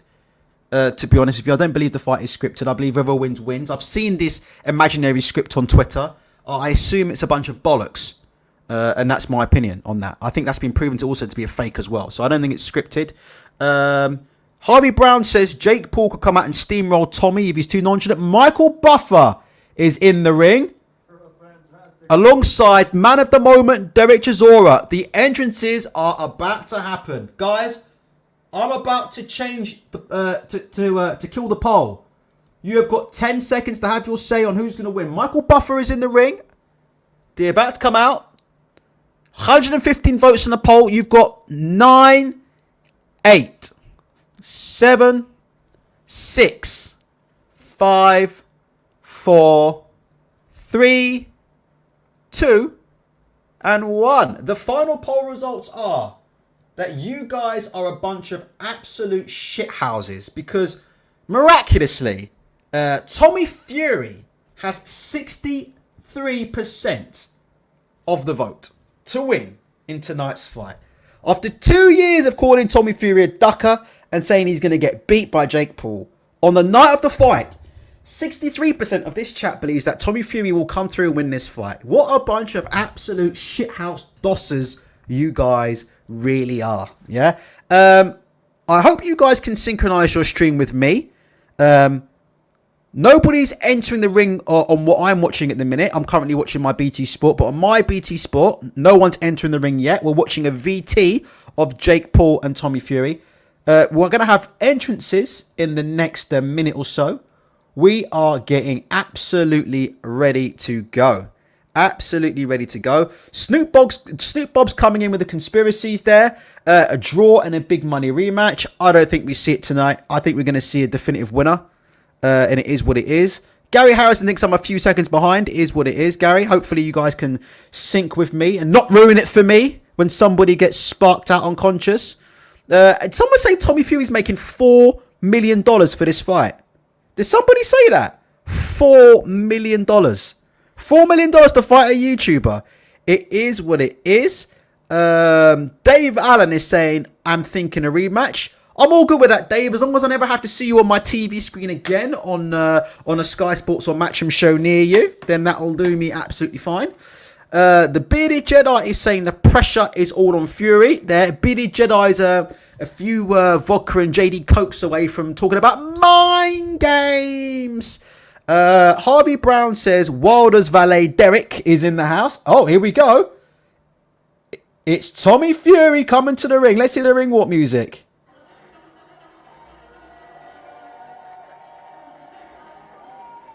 Tommy Fury coming to the ring looking ice cold, and then gives a little smile at the front there. But Tommy Fury looks very, very focused coming to the ring there. If you're looking to see signs of pressure on Tommy Fury, there ain't too much pressure when he looks there in his face there. He's going to be a little bit nervous. There you go. He's from Doncaster. He goes, I'm from Doncaster, but not the White Rhino. Hey up, hey up. Tommy Fury coming to the ring looks very, very... looks very zoned in. What do you guys think? For those of you into your mind games. Tommy Fury looks very, very comfortable coming to the ring. I have to say, Tommy does look very comfortable. He looks zoned. He looks focused, man. I have to say, he does look focused coming to the ring. Do you know what? Maybe, yeah, all those years of being backstage with his brother for some of the biggest fights of his career. I mean, he does know how it's done. He's ring walked with his brother a lot of times, isn't he, Tommy Fury? He's ring walked with his brother many times. He's ring walked with his brother for some of the biggest fights in history. So, you know, he's no stranger to these big ring walks. But now, you know, obviously he's the center of attention. So, Tommy Fury is standing at the entrance. So he just got a few technical problems here, obviously. Of course, that would happen as soon as the fight's about to happen. So I'm just going on. What do you think? Gary Harrison saying Tommy Fury looks cool as F, no pressure. Well, look, looks don't mean anything. I remember when Amir Khan came to the ring against Kell Brook, and you guys were telling me Amir Khan was going to win the fight. Do you guys remember that? When Kell Brook came to the ring, you guys saying Kell Brook's already lost. And I went for a Kell Brook stoppage. Tommy Fury looks a little bit nervous to me, but like I said, it is what it is. You know, you need nerves in a fight like this. This is one of the longest entrances of all time. I mean, it feels like I've been waiting an eternity for this fight to happen. Right, finally, Tommy Fury begins the slowest ring walk in fucking history to the ring, smiling to the camera. I have to say, Tommy Fury taking it all in his stride there. I mean, if you're one of those people who thought Tommy Fury was going to look like he was heading towards an execution, you know, some of these fighters sometimes have looks on their faces that, you know, they're walking out to the guillotine. Tommy Fury is taking it all in. There's Tyson. Tyson's walking behind in there. There's Tyson Fury's bodyguard. All we're missing now is Joseph Parker. We've got John Fury there. So we've got Tommy Fury. The whole Fury clan is walking him to the ring. It is what it is. He looks like he's enjoying it. It looks like it genuinely looks like Tommy's enjoying it. What's the music saying? One sec. Oh, I'm thinking. Let me just hear what his walkout track is.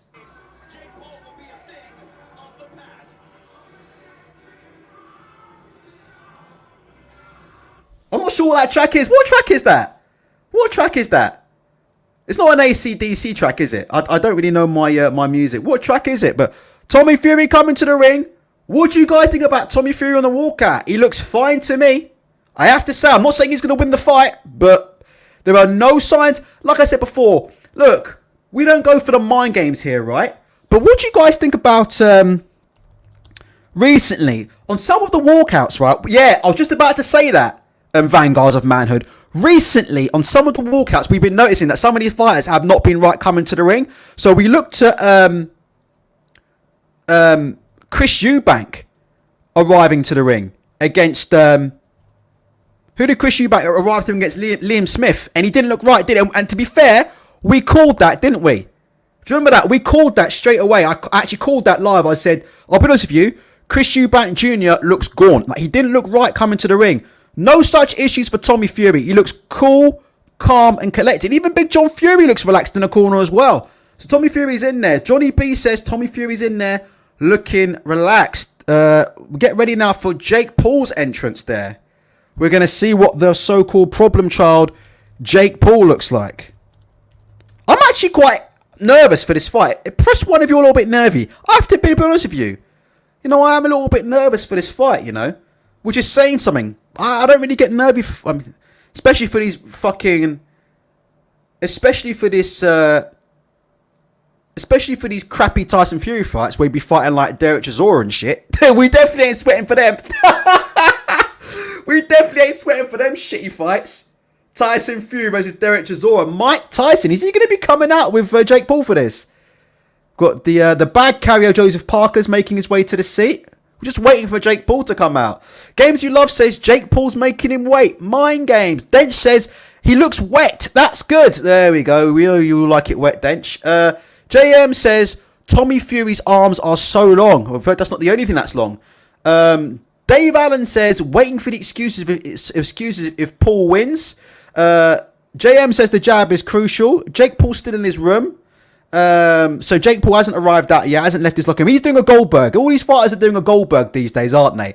They're staying in the locker room for ages and waiting for the security to knock on the door. Bearded Jedi's bum. Yeah, your bum is going a bit because you keep talking about mind games and how people look on the way to the ring. So we can definitely tell. Snoop Bob, crazy long arms. Tommy Fury. Boxing classics. Oh, here we go. Jake Paul's coming out. More nervous on Wood versus Lara. That's more. Now, this is more intense than Wood versus Lara. This is $4 million on the line. They've opened the changing room to Jake Paul's entrance without even telling him. These idiots. I'd be fuming if I was Jake Paul. So what they've done is Jake Paul's currently struggling to get his jacket on. And that's the reason why he ain't able to come out for his walkout yet. They're just doing it right now. They should have just waited for him to come out. That was well odd, that was. The cameramen opened the door to Jake Paul's locker room and just literally bust through the door. Bust through the door. Jesus Christ, they bust through the door. So you can now see Jake Paul. He's putting on his problem child vest. He's getting ready to go out. His team looked very relaxed in there. Johnny B saying Jake is looking agitated. Games You Love is saying Jake is looking nervous. Listen, man, I don't believe it. I like what I'm seeing from Jake Paul. To me, Jake Paul looks ready. I like what I see from Jake Paul. How do you guys feel? Jake Paul now making it. It looks fine to me. Jake Paul looks absolutely fine to me. Yeah, he's nervous. You all be nervous. It's good to be nervous. It's good to be nervous. All fighters get nervous. All fighters get nervous before they go out to the ring. All fighters think tonight could be the night I'm losing. You know, all fighters think that. That's part of being a fighter. You know, nothing wrong with being nervous. A little bit of nerves is good and healthy for Jake Paul. Don't want to be overconfident. It's good. Shows that he's not, you know, disrespecting the opponent. Thinks he could be in a fight tonight. Knows he has to be sharp. Knows he has to be at his best. Knows he has to put on a performance. Fair play to Jake Paul. You know, I don't think it's a big problem from him at all. And I trust in him. I'll be honest with you. I trust in him because I know that he's done the Quizzit sparring. I know that he spars hard and I know that he trains hard. And when you train hard and you spar hard and you turn up for a fight, then when you turn up, you just let the chips fall where they may, innit? And it is what it is. I'm trying to get some footage of Jake Paul, but I can't at the minute. Let me see if I can get some footage of him sparring, actually, just to give you guys something to look at. But Jake Paul coming to the ring, what do you guys think? No, I mean, it's nothing wrong with him. Nothing wrong with him being nervous. Absolutely nothing wrong with him being nervous, in my opinion. We'll put this up instead. That's it. Richard Barker says, nerves put you on edge. That's what you know. I mean, I never had a fight, but I've been around plenty of people who have. Do you know what I mean? Plenty of people who have. Oh, excuse me, 1 second. Sorry about that. Let me get that back up again. Sorry. Been around plenty of people who have. Vanguard's Amanda says, Paul looks fine for a young novice. Mark Zola says, it is a hard one to call, Mark. I'll be honest with you. I think anybody who says they know what the result's going to be are lying.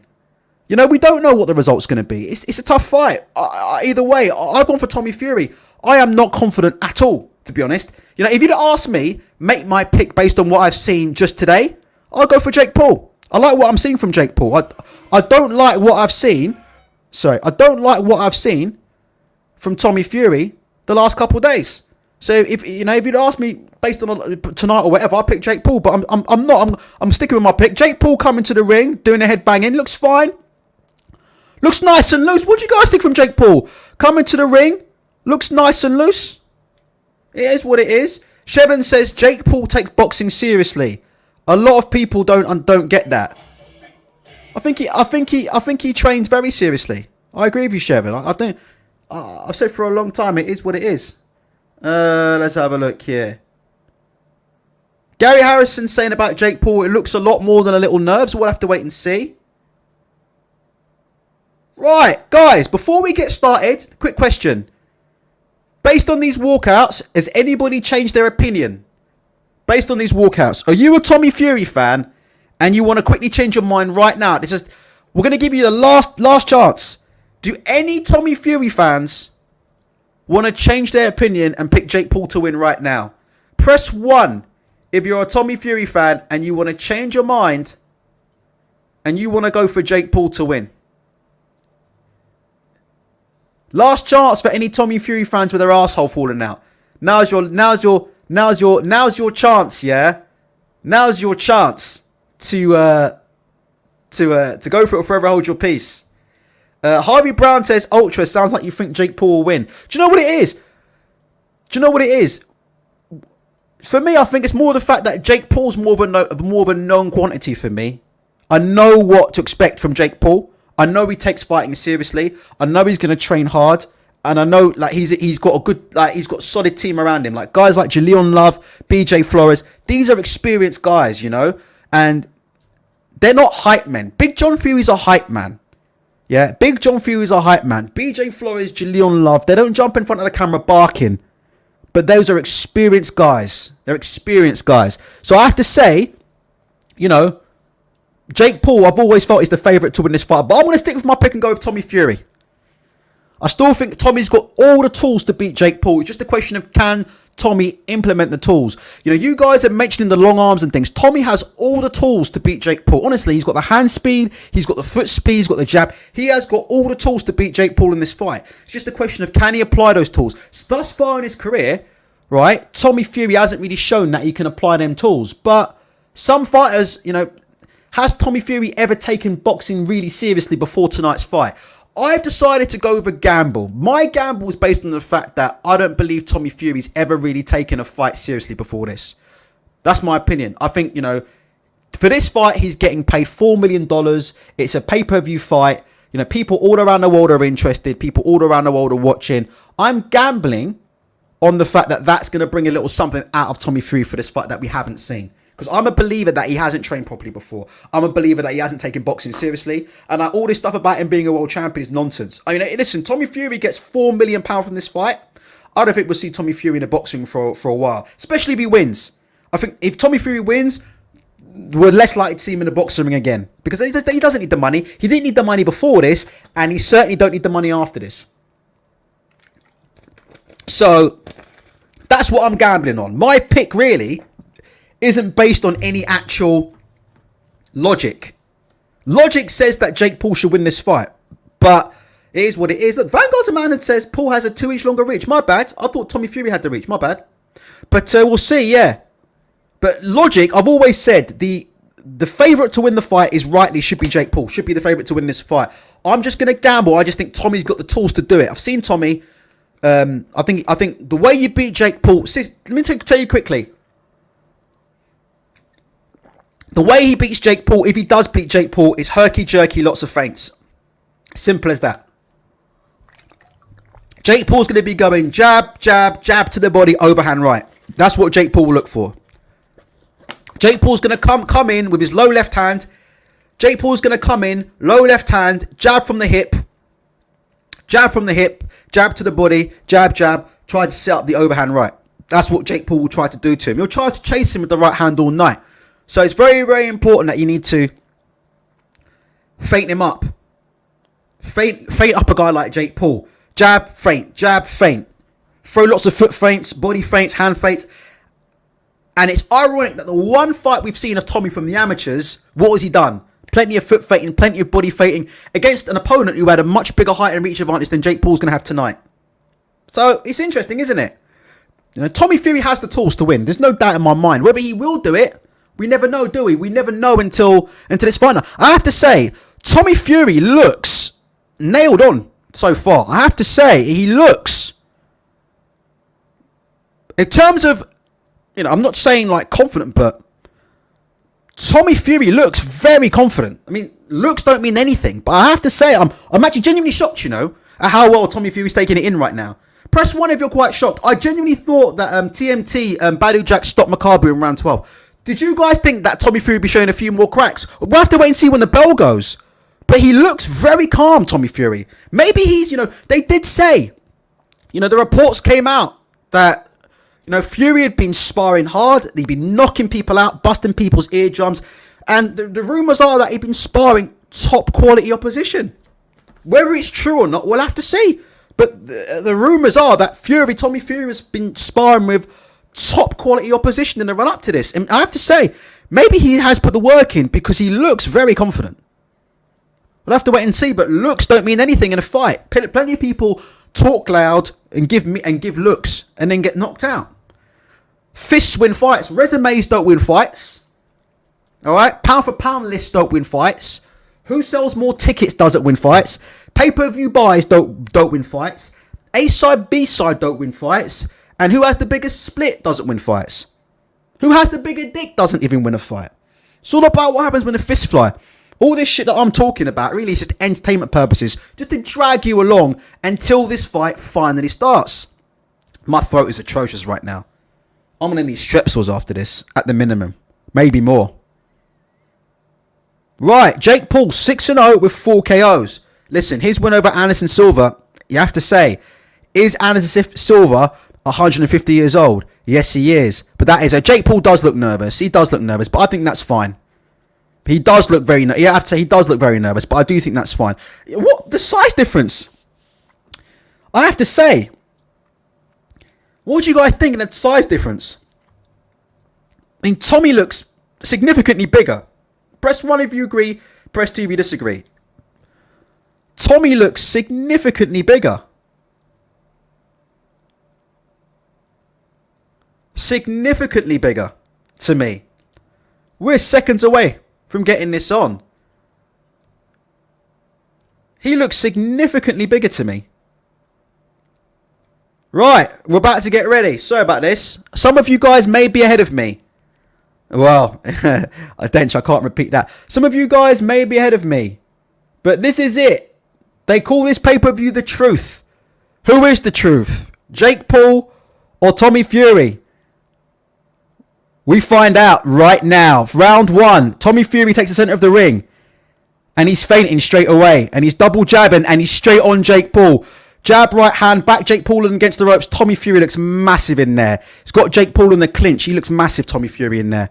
Straight away. Straight on Jake Paul. Very aggressive start from Tommy Fury. Ref's trying to talk to him and hold him off. That ref's a joke. Tommy Fury's on it. Tommy Fury using the lead hand control. Trying to jab over the jab of Jake Paul. Tommy Fury there can see. He's trying to set him up for the double jab right hand early on, Tommy Fury there. Jake Paul, when he tries to slip that right hand, he drops down, he changes levels, and he doesn't protect his head at all. So if you look at Jake Paul off that right hand, when Tommy Fury double jabs Jake Paul, and Jake Paul tries to drop his head to avoid the right hand, he doesn't cover. He doesn't pick his hands up at all. There's an uppercut on here very, very early for Tommy Fury, but we don't know what kind of IQ he has. The referee's a disgrace. Very, very early on, he's getting onto Tommy Fury, you know. The referee's an absolute disgrace. Very early on, seems like he's trying to help Jake Paul because Tommy Fury's made a very, very good start to this fight. He's double jabbing Jake Paul, and you've got to watch Jake Paul's head position off the double jab from Tommy Fury. Yeah, Jake Paul went for the counter overhand right. That's the shot he's looking for. That's his meat and drink. But Tommy Fury's been very herky-jerky feinting him, and he's controlling him on the inside. And the referee needs to learn that it's okay for Tommy Fury to he's threatening to take a point off Tommy Fury already, and it's only a fucking 20 seconds in. What an absolute joke that is. You're allowed to put a fighter in a fucking headlock, man. The referee's trying to stop Tommy Fury from working inside. Tommy's doing a job right now. He's all Tommy Fury right now. He's got Jake Paul done with the feints, but it's that double jab right hand. Jake Paul can't see it at all. Now, Jake Paul's going to try and set up the overhand right. So Tommy knows what to look for. It's a very, very good first round from Tommy Fury. Their referee's a fucking disgrace. It's a big first round from Tommy Fury. But the referee's straight onto him straight away, telling him he can't do any inside work, he can't hold, he can't do anything. As Tommy looked like he walked himself onto an overhand right from Jake Paul. But just nothing. There's nothing on it. And he's pushing Jake Paul back. And he's pushing Jake Paul back with that double jab. Very, very... If you look at the feints from Tommy as well, he's putting Jake Paul off balance with the feints. And this is what I was concerned about going into this fight, was how Jake Paul was going to react to the feints from Tommy Fury. Can you see? When Tommy's feinting him, he's reacting a lot. And that's why he can't get into range. And Jake Paul is falling short of a lot of his work there. And he's falling short of a lot of his work. Can't get into range. Tommy's got the jab on him, but also Jake Paul is being feinted out of range. So if you watch when Jake Paul starts closing the distance, Tommy will throw him a feint. And when he throws him a feint, Jake Paul jumps out of range. Jake Paul's now trying to make this into a brawl now. He's realised he can't box at distance with Tommy Fury. So he's trying to walk Tommy Fury onto something now. So now we're going to see Tommy Fury needs to keep that left hand high, because it's all about Jake Paul's overhand right. Tommy Fury's got a very, very low left hand. It needs to be very careful, because Jake Paul's always going to try and walk him onto that overhand right. But it's a big first round for Tommy Fury. It's just this round's an easy round for Tommy Fury. But he's got to turn off them ropes. Good jab off the ropes from Tommy Fury. But he needs to turn off them ropes. He's staying on the ropes when he shouldn't be. Lovely flurry to finish from Tommy Fury. It's a big round for Tommy Fury. It's all Tommy Fury. And that's what we talked about in the run up to this fight. If you like to hit the like button, if you respect my boxing game, please feel free to give me a like, because like I said before, we don't talk on this channel about resumes. We don't make excuses for people who eat too many chicken eggs. You know, we just call it how we see it. Just real boxing people. We just call it how we see it.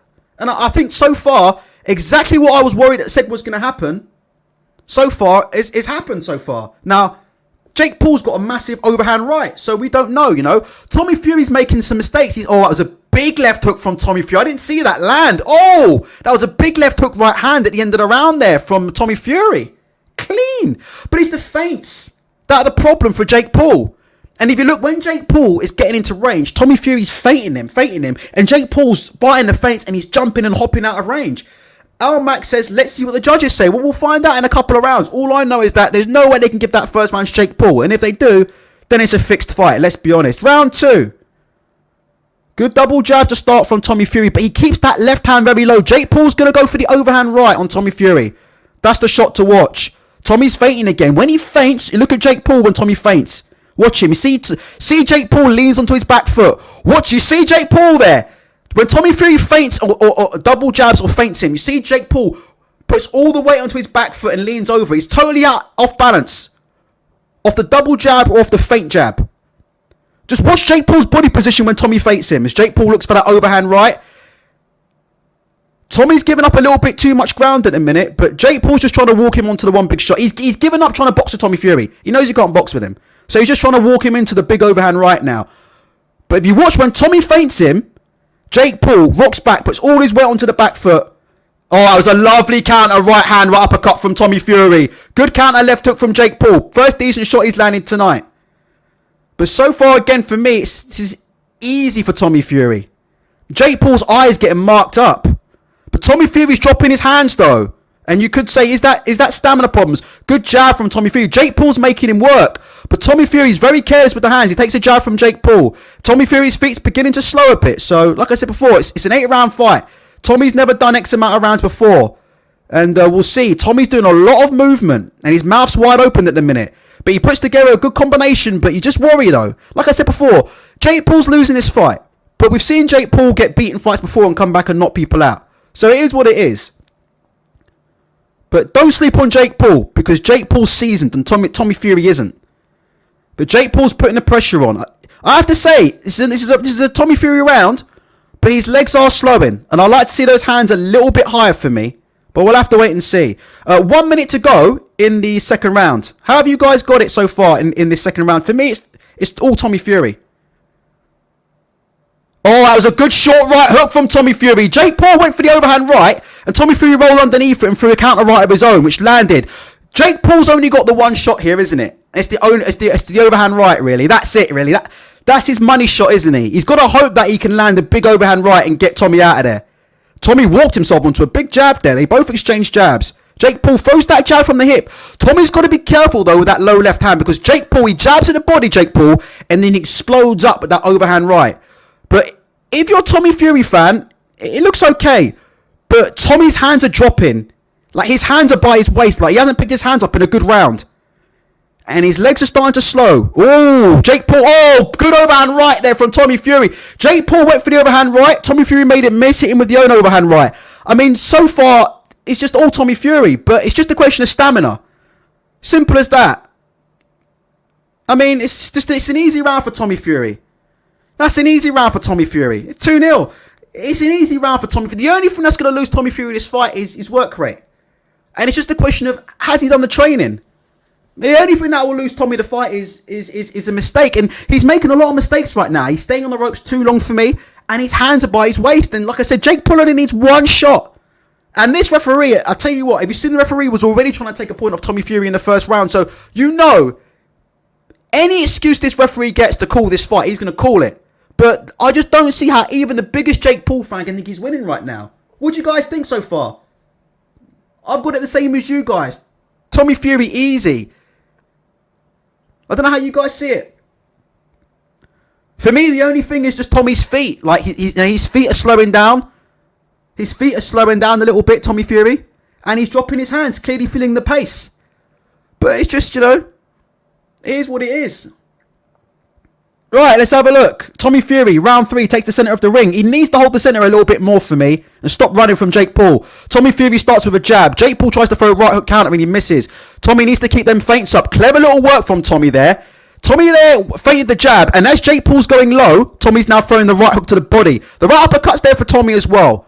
If you look at Jake Paul's head position, he slots his head in some bad positions off that jab because Jake Paul tries to lean over and slip the jab, but he puts his head in a slot where it's there for a right uppercut, I think. 2 minutes 25 to go, round 3. It's another Tommy Fury round so far. Good jab from Jake Paul. Heavy jab from Jake Paul. And he backs him up on the ropes. That's the first bit of success that Jake Paul's had all night. It was a good jab from Jake Paul. And he backed Tommy Fury up onto the point, up onto the ropes. Referee Paul, they probably give Jake Paul the round for that. But Jake Paul got his first little bit of success there. And another little jab there from Jake Paul as well. And he like I said before, he might just feel like he's getting to Tommy there. It's just about Tommy's feet. Tommy doesn't look hurt. Good jab from Tommy. Tommy doesn't look hurt at all. But it's just, good. Sorry. Good jab from Tommy. I mean, it's just a question of another good counter jab from Tommy. And then Tommy picked up his left hand against the right hand. Good work. But again, the activity in this round is going towards Jake Paul. The quality shots for me are Tommy Fury. But in this round, the activity is probably a little bit more towards Jake Paul. So it is what it is. Tommy's definitely starting to slow down. He looks a little bit marked up as well for me underneath that left eye. But he's hanging around on the ropes a little bit too long there. And Jake Paul just missed him with a big fucking right hook. Just missed him there as he jumped in. Like, Tommy Fury there. Good body shot from Tommy Fury. But he's playing with fire here, Tommy Fury. We'll see. Good jab from Tommy Fury. We'll see if he can carry it on. This is all going to be down to stamina. But you know what Tommy Fury's doing? He's lunging in behind that jab. And he jabs. And his hands drop to his waist off that jab. And he's going to walk himself into a right hook. There you go. Tommy Fury got caught there with a right hook off the jab. Jake Paul started to time him with right hooks. Because when Tommy Fury comes in with that jab, he jabs from the hip, yeah? He steps in off that jab. And he drops his hands off that jab. And Jake Paul's trying to throw the right hook off it. And counter him. He's going to walk himself. Tommy Fury's going to walk himself onto something big. There you go. Nearly walks himself onto another overhand right there from Jake Paul. And Jake Paul's putting the heads in there as well. And the referee, of course, does nothing. Oh, he's going to warn him. Well done. Who have you got in this round? 30 seconds to go. I think it's more of a Jake Paul round, to be honest. Compared to the other rounds. Good right hand from Tommy Fury. But like I said before, it's starting to turn into a bit of a who wants it more fight. It's starting to get a bit doggish. And this is how Jake Paul will want it. And Tommy's got to start feinting because he's starting to get timed off that jab there. He jabs Jake Paul, but he got a right hand off it. I think that was a good counter left hook from Tommy. Oh, good uppercut from Tommy there as well. Oh, that was a good round. That will go to Jake Paul, I think. But I actually think, to be honest, Tommy's hurt him in the end of that round. Well, how do you guys see it? To be honest, it's a close one. I think you can make an argument for Tommy, but because it wasn't as dominant as his first two, they're going to give it to Jake Paul, that one. But I actually thought Tommy did okay in that one, but he is starting to slow down.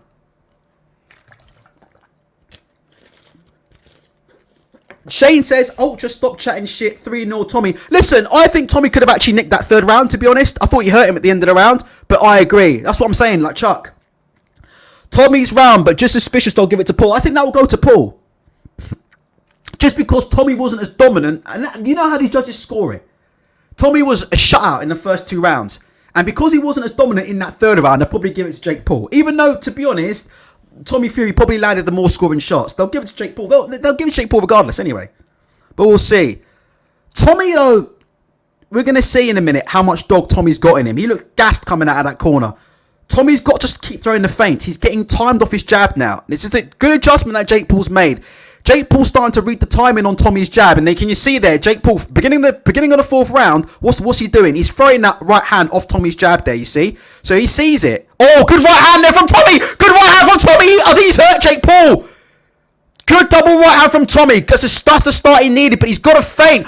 Tommy explodes. I think Jake's feeling the shots, you know, because when Tommy lands, he feels it. But Tommy's got to be careful. The shot is that Jake Paul right hook off the jab.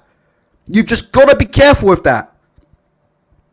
Because Jake Paul is looking to walk him off to Jake. Every time Tommy jabs, Jake Paul's looking to set him up with the right hook overhand right off the jab. So just Tommy's got to keep feinting, especially if he's going to carry his hands low. Jake Paul's looking for the overhand right because he's telegraphing it. You can see it a mile off. There you go. He throws it. Tommy ducks and it hits his shoulder. You can see it a mile off. But it's a great start to the round there from Tommy Fury. But can he keep it up? Good short right hook on the inside from Tommy Fury. But he's staying on the ropes. Oh, another good straight right hand from Tommy. I think Tommy... Oh, good right hand from Tommy again. I do think Tommy's hurting him. What do you guys think? Press 1 if you agree, press 2 if you disagree. When Tommy lands, it looks like he can feel the shots. Like, Tommy's behaving like he's starting to break him down a bit here. Jake Paul's feeling it. But let's see. To me, if you ask me, who's the more conditioned? For me, it's Jake Paul. Jake Paul's the more conditioned out of these two. But I do think Jake Paul's feeling these shots because definitely Tommy's getting his respect with some of these shots. Tommy's up on his feet. There you go. Tommy went for the jab. Jake Paul nearly lifted his head off with a left hook there. And he just missed. Tommy's got to keep feinting because Tommy's going to walk himself onto a monstrous shot if he's not careful. Tommy Fury playing with fire. He's winning this fight. There is absolutely no question right now with 1 minute to go left in round 4. There's no question that Tommy Fury's winning this fight. It's just a question of, can he keep it at this pace? Another little double jab, short right hand from Tommy landing right on the button, I think. I mean, there's no question about who's winning this fight. It's just a question of, oh, a good left hook there from Jake Paul there. Tommy's gassed out of his peanut. Good overhand right from Jake Paul there. Tommy's looking to hold on. Tommy's gassed, you know. You can see it in him, and Jake Paul knows it. Tommy is absolutely gassing. He's got to change levels and go low, Tommy. Got to keep your head low. Change levels and go low, because he's going to hit you with the overhand right. Tommy Fury almost coming to a standstill here. I still think he's done enough to nick this round, but he's been hunted down at the end of this round by Jake Paul. No question about it. 10 seconds to go in round 4. Who have you got in this round? To me, it's a clear Tommy Fury round. Oh, it's a good duck from Tommy Fury and a lovely little short right hand. It didn't hit Jake Paul around the back of the head. It hit him flush and it was fine. That's a Tommy Fury round. But Tommy Fury, I tell you, if it comes down to who wants it more, you wonder, don't you? You do wonder. To me, Jake Paul looks the fitter and the fresher of the two. But he is taking punishment. No question. No question about it. He's taking punishment, Jake Paul, in this fight. Have we ever seen Jake Paul get hit this much in a fight before? Because there were just sequences in this round where Tommy was just unloaded on him. What do you guys think? For me, it's 3-1 to Tommy Fury. To be honest, honestly, if we were just calling the fight normally, yeah, and we weren't afraid of dodgy judges, it'd really be 4-0. To be honest. There's a good left hook from Jake Paul there. But what do you guys think? For me, it's 3-1 at least to Tommy Fury. It's at least 3-1 to Tommy Fury. I'm looking at the punch stats in a minute for what they're worth. I mean, Tommy Fury's thrown double the punches that Jake Paul has, and he's landed double. So, oh yeah, where's the WBC scoring? That could be interesting. We should get that soon. Somebody let me know what the WBC scoring is. I've got the sound down. And again, it's Tommy Fury with a jab and a right hand to the body. The right hand to the body didn't really land, but the jabs have it. It's Tommy behind the jab. Do you know, if Tommy Fury wins this round, I think he's probably going to go on to do something here, you know. I think if Jake Paul's going to do something, it's got to be this round. Not knock him out, but I think if Jake Paul can't win this round, I think he needs a knockout. That's what I'm trying to say. I think if Jake Paul doesn't win this round, he needs a knockout. We'll see. Tommy Fury started by landing jabs. He's landing jabs at will. He's just landing jabs at will. What do you guys think so far? The referee's telling Fury off, yeah, for everything, obviously. But I mean, look, everybody knows what's going on here. Everybody knows what's going on here. You know, if the WBC and the judges wanna do a robbery, it is what it is. But right now, there's only one winner in this fight so far. Big over. Oh, that was a big right hand from Tommy Fury. Big shot right hook. Jake Paul landed his overhand right. Tommy Fury's done that a couple of times tonight. Oh, he's done it again. He slipped up. So Jake Paul keeps throwing overhand rights. Tommy Fury slips in returns of his own right hand. Landed flush with a right hook on Jake Paul's chin. Jake Paul then went back in for another overhand right. Tommy rolled underneath it and caught him with a left hook. And Jake Paul's been deducted a point for headbutts. Well, that's it then. That's it.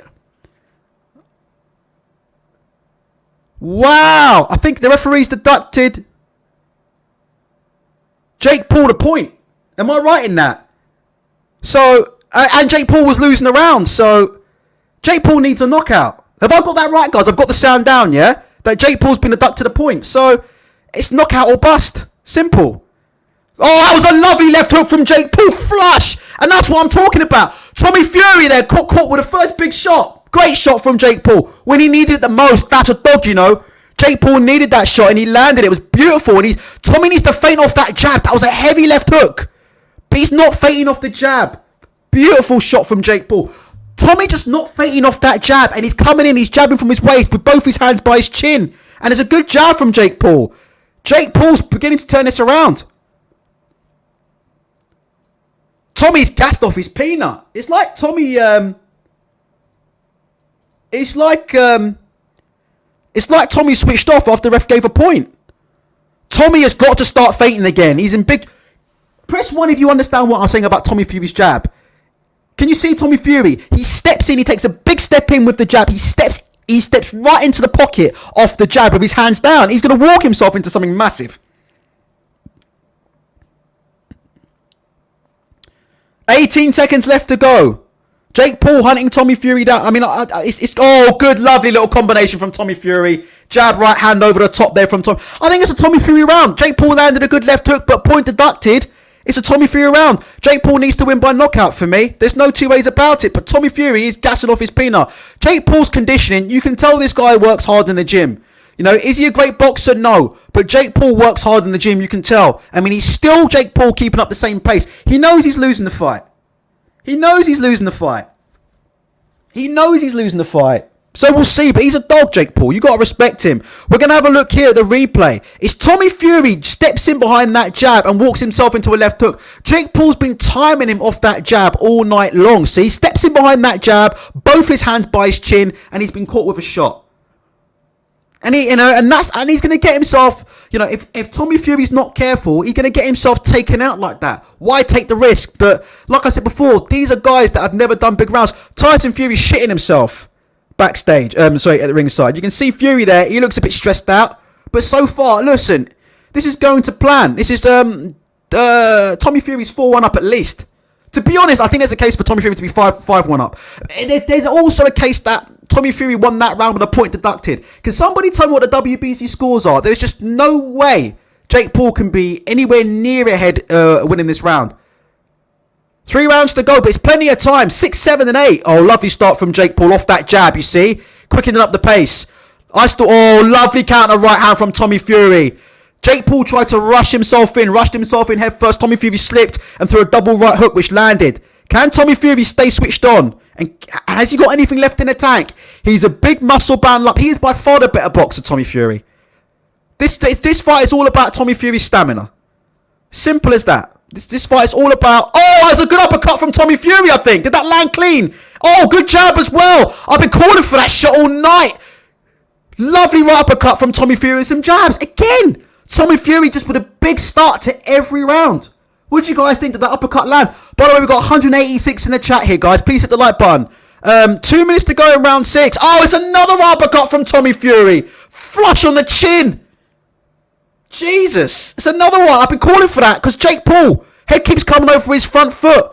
And you see Jake Paul, he's holding off his... Let's see. Jake Paul's a little bit reluctant now. That's giving him something to think about. You know what, Jake Paul... Both of these guys... Anyway, I'm not going to... Both of these guys make a lot of mistakes. But you see Jake Paul's jabbing from too far out. So when Jake Paul's jabbing from too far out, so as he's coming into range, his head keeps falling over his front foot because Jake Paul's lunging in from too far out. So because he's... Oh, that's a big right hand from Tommy Fury. That one, I saw that one land right over the glove. Right hook from Tommy Fury. There's just no way Tommy Fury's losing this fight in a minute. He's beginning to showboat in there. I mean, are you fucking kidding me? Jake Paul needs a knockout. I mean, we've got 1 minute 10 to go in round 6, but Jake Paul's thrown from too far out, so his head's coming over his front foot. Tommy Fury was just landing uppercuts for a laugh there. He's fucking showboating in there. This fight's all about... I don't think even the judges can rob Tommy Fury right now. It's all about, can Tommy Fury rob himself? Unless the ref tries to do something stupid. The referee's making it all about him right now. Good jab from Tommy Fury, but he got left hooked off his own jab because he forgot to feint, but a good counter right hand from Tommy Fury. 42 seconds left to go. Another double jab from Tommy Fury. Jesus Christ almighty. Oh, he's now taking a point off Tommy Fury for doing nothing. This referee's a fucking joke. What's he taking a point off Tommy Fury for? For what? This whole thing is crooked. What's he taking a point off Tommy Fury for? Good overhand right there from Jake Paul up on the inside. What's he taking a point off Tommy Fury for holding? Ugh, dear. What a joke of a fight. This is just farcical. This is absolutely farcical. Jesus Christ almighty. Jake Paul was out of this fight, you know. Jake Paul was absolutely out of this fight. Absolutely out of this fight. And the referee takes... Oh, it's a lovely little counter left hook from Jake Paul. That landed right top of the head. Oh, good jab from Tommy Fury. Good right hand from Tommy Fury. Go, big right hand from Tommy Fury at the end. Bloody hell. Wow. Who would you give that round to? Every time... Oh, Jesus Christ. That was a great round. What a round. I mean, that round was just... I don't know who won that round. I know who was winning the fight, though. Lord, look at that uppercut there from Tommy Fury. For me, it's a Tommy Fury round, probably. How have you guys got it right now? But Jake Paul would have got it on it to the point. I mean, Tommy Fury's walking him onto uppercuts. I mean... C saying it's Tommy's round. Let's quickly check the scores online. Give me a sec. Let's check the scores online. Let's see how people have got it. I don't know. Anybody could have Jake Paul winning this fight. That point deduction from Jake Paul was trash. Those point deductions were shocking. Trying to get the scores. This guy's got it 3-3. Oh my God! Did you see it? Sean Porter's got the fight a draw. What the fuck? Sean Porter's got it a draw. How is that even possible? Did you see that? Sean Porter's got it a draw. 3-3. What? Is this for real? 3-3. No, come on, man. Let me watch this fight. I saw Sean Porter's got it 3-3. There's no way. There's absolutely no way. 3-3. What is going on here? Oh, it's a good left hook from Tommy Fury on the inside. Did I just see that? Sean Porter's got it 56-56. How? Anyway, two minutes to go. For me, oh, good short right hand. Good body shot from Tommy Fury. I mean, what the fuck? I'm watching this with the sound down, right? It's round 7. Tommy Fury's winning this round. Another short right hand up on the inside from Tommy Fury. Tommy Fury's winning this round, and it's round 7. I mean, what the fuck are they talking about? What the fuck are they talking about? That's so disturbing to see that, you know. Anyway, 1 minute 30 to go in round 7. Tommy's gassed off his peanut, and Jake Paul's trying to walk him into the jab overhand right, which has been the story of the whole fight. Tommy is gassed now. Jake Paul's a warrior. Good double jab right hand. Another right hand from Tommy Fury. How can anybody say he's not winning this fight? But just landing right hands at will, Tommy Fury. Jab from Tommy Fury. I mean, and Jake Paul's doing well. Jake Paul's taking some shots, but what do you think? 1 minute to go in round 7. Jake Paul misses with an overhand right. I mean, 50-50. Tommy's holding excessively. I agree. The referee's right. Tommy is holding excessively. But Jake Paul needs a knockout to win. Jake Paul nearly got him with a left hook clean on the button, by the way. Tommy Fury's still fighting him like a moron with his hands down. Good jab from Tommy Fury. Oh my God. Left hook from Tommy Fury just misses as well. Jake Paul missing with the overhand right. 35 seconds to go. I mean, it's just Jake Paul knows he's lost this fight. There's no way. Good jab, right hand from Tommy Fury there.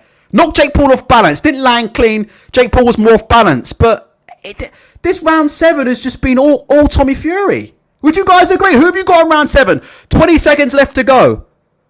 Another jab from Tommy Fury. And he slips underneath an overhand right. I mean, he just needs to stay on his feet for 3 more minutes.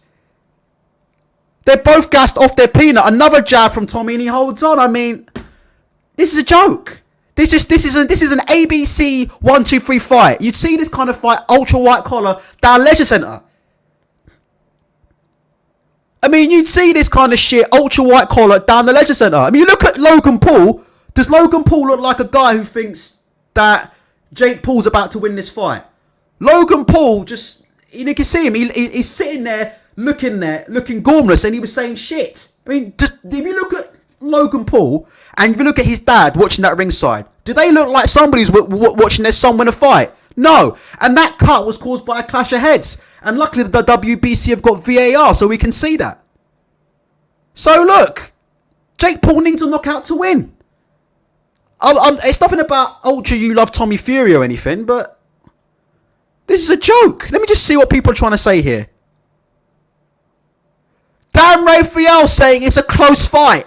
What the fuck? What the fuck? It's a what?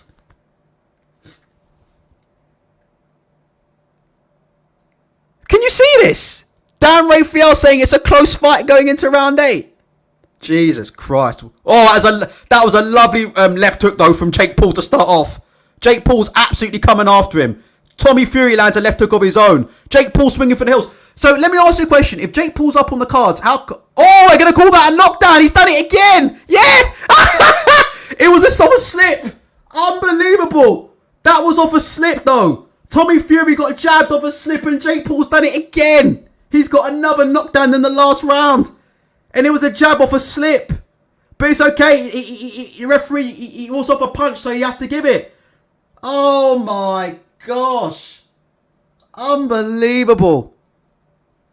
So there you go. Jake Paul, he's done it again and he's pulled it out of the bag. Tommy there, he slipped. I think he stepped in off a jab and got countered and he tripped, but he was off a jab and it's called a knockdown and it is what it is. So now you can be sure that how this fight's going. Tommy's going, he's got to try and end it now. Otherwise, he's going to get fucking dealt with. Bloody hell. I mean, I've still got Tommy winning this fight, but we know he ain't going to get it. But you've got to give Jake Paul credit. Oh, good short right hand by Tommy Fury there. He's got to go for a knockout, you know. Otherwise, Tommy ain't going to win this. Jake Paul's hurt, you know. Jake Paul's fucking hurt, and Tommy needs to go in and end it. He's holding. That was a good short right hand. Tommy's got to go and pay caution to the wind and try and end this. He's got to. Yeah, Tommy with a short right hand. Tommy's going to try and end this right now. He has to. But I still think he's won the fight, even with the knockdown. Oh, it's a lovely shot uppercut right hand. Oh my God. Jake Paul's hurt. Tommy's hurt. Oh my gosh. Tommy landed a big right uppercut. Jake Paul's hanging on again. Bloody hell. Good jab. Oh, good shot right hand. Oh, Jake Paul's hurt. Big shots from Tommy Fury.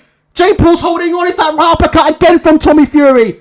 It's a massive round from Tommy Fury. I mean, this, to be honest, even though Jake Paul's got a knockdown, to be honest, it would probably be a 10-9 round to Tommy Fury, but they're never going to give it that. Jake Paul looks for the overhand right. Jesus Christ. I just don't know how Tommy Fury... I think Tommy's done enough, but I don't know.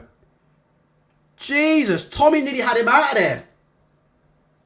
Wowza, what a fight. But again, to me, I don't know, 26 seconds to go. Jake Paul's hurt. Oh, Tommy Fury with an uppercut there. Did it land? Oh, gosh. Look at Jake Paul holding on. He's holding on for dear life in there, mate. As Tommy comes through. Jake Paul's hurt. Jesus Christ almighty. What a fight. But for me, Tommy Fury's won that fight. Even with the knockdown. We'll see how the referee scores it. You've got to give that to Tommy Fury for me. But we'll see what happens. But I think Jake Paul probably did. I think the scorecards were in it for Jake Paul as it is. Who do you think won, honestly? For me, Tommy Fury won that fight. Let's see how they scored it on TalkSport. For me, Tommy Fury won that fight. Let's have a look. 5-3 is awful. Fury. Even with the knockdown, it's not even close. 7-1 Fury. What I'm hearing is that Fury is scoring him. Tommy win. Doesn't matter. Score was pre-planned. Awful fight. Boring. Absolutely shite. Tommy Fury. Who do you guys think won that fight? For me watching it, for me it was Tommy Fury. No, it's a fair knockdown. He was off balance with the jab, so that's a fair knockdown. No, it's a fair knockdown. 100% a fair knockdown. 100% a fair knockdown. Tommy was never hurt, but he kept doing that all night long. He kept stepping into the jab.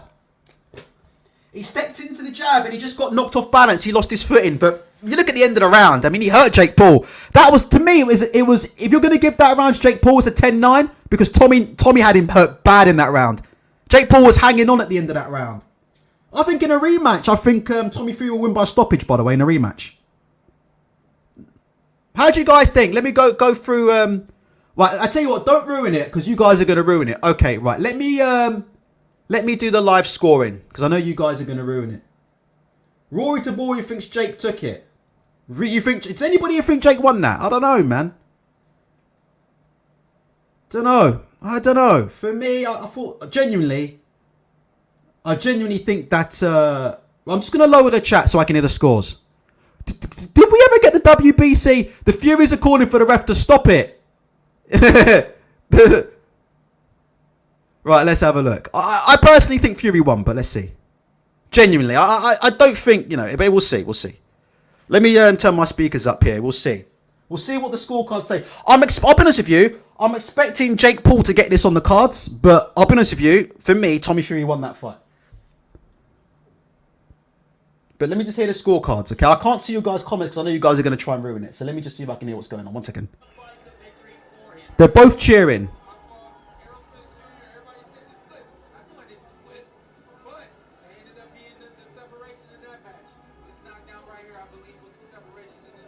So Sean Porter's giving it to... Oh my God, they're on ESPN. They are arse-licking Jake Paul. They're saying Jake Paul won it by a round. I think Sean Porter had Jake Paul by a round based on the knockdown. We'll see. Right, let's have a look. Oof. Let's have a listen.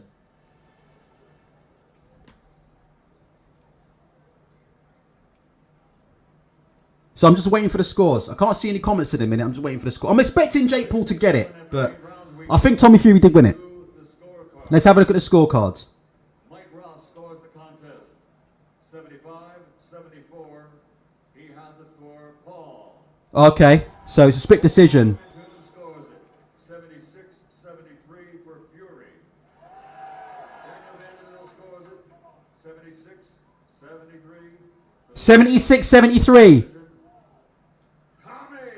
He got it! Yes! I knew he did it! Yes! Come on, Tommy! Yes! Come on! Get in there, Tommy! I said he'd do it, and I said he'd do it, and I stuck by it. I stuck by it, didn't I? Never lost the faith there, but I stuck by it there. I knew Tommy... I had a feeling for Tommy, and I stuck by it.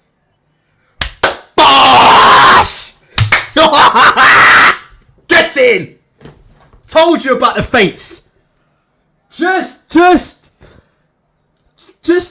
about the boxing, innit? And Tommy deserved it. He won it, and he deserved it. You know, we'll do some call-ins in a sec. So Tommy's crying. He deserved it, Tommy. For me, he won the fight clearly. For me, Tommy won that fight. Let me just change it. And you've got to give me my flowers. How many other people picked Tommy Fury to win? I said from the get-go, man.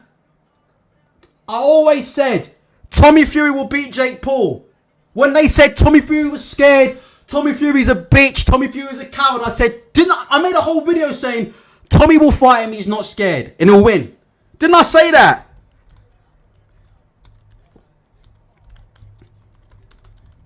I told you, I wasn't confident. I wasn't confident, but I just, look, man.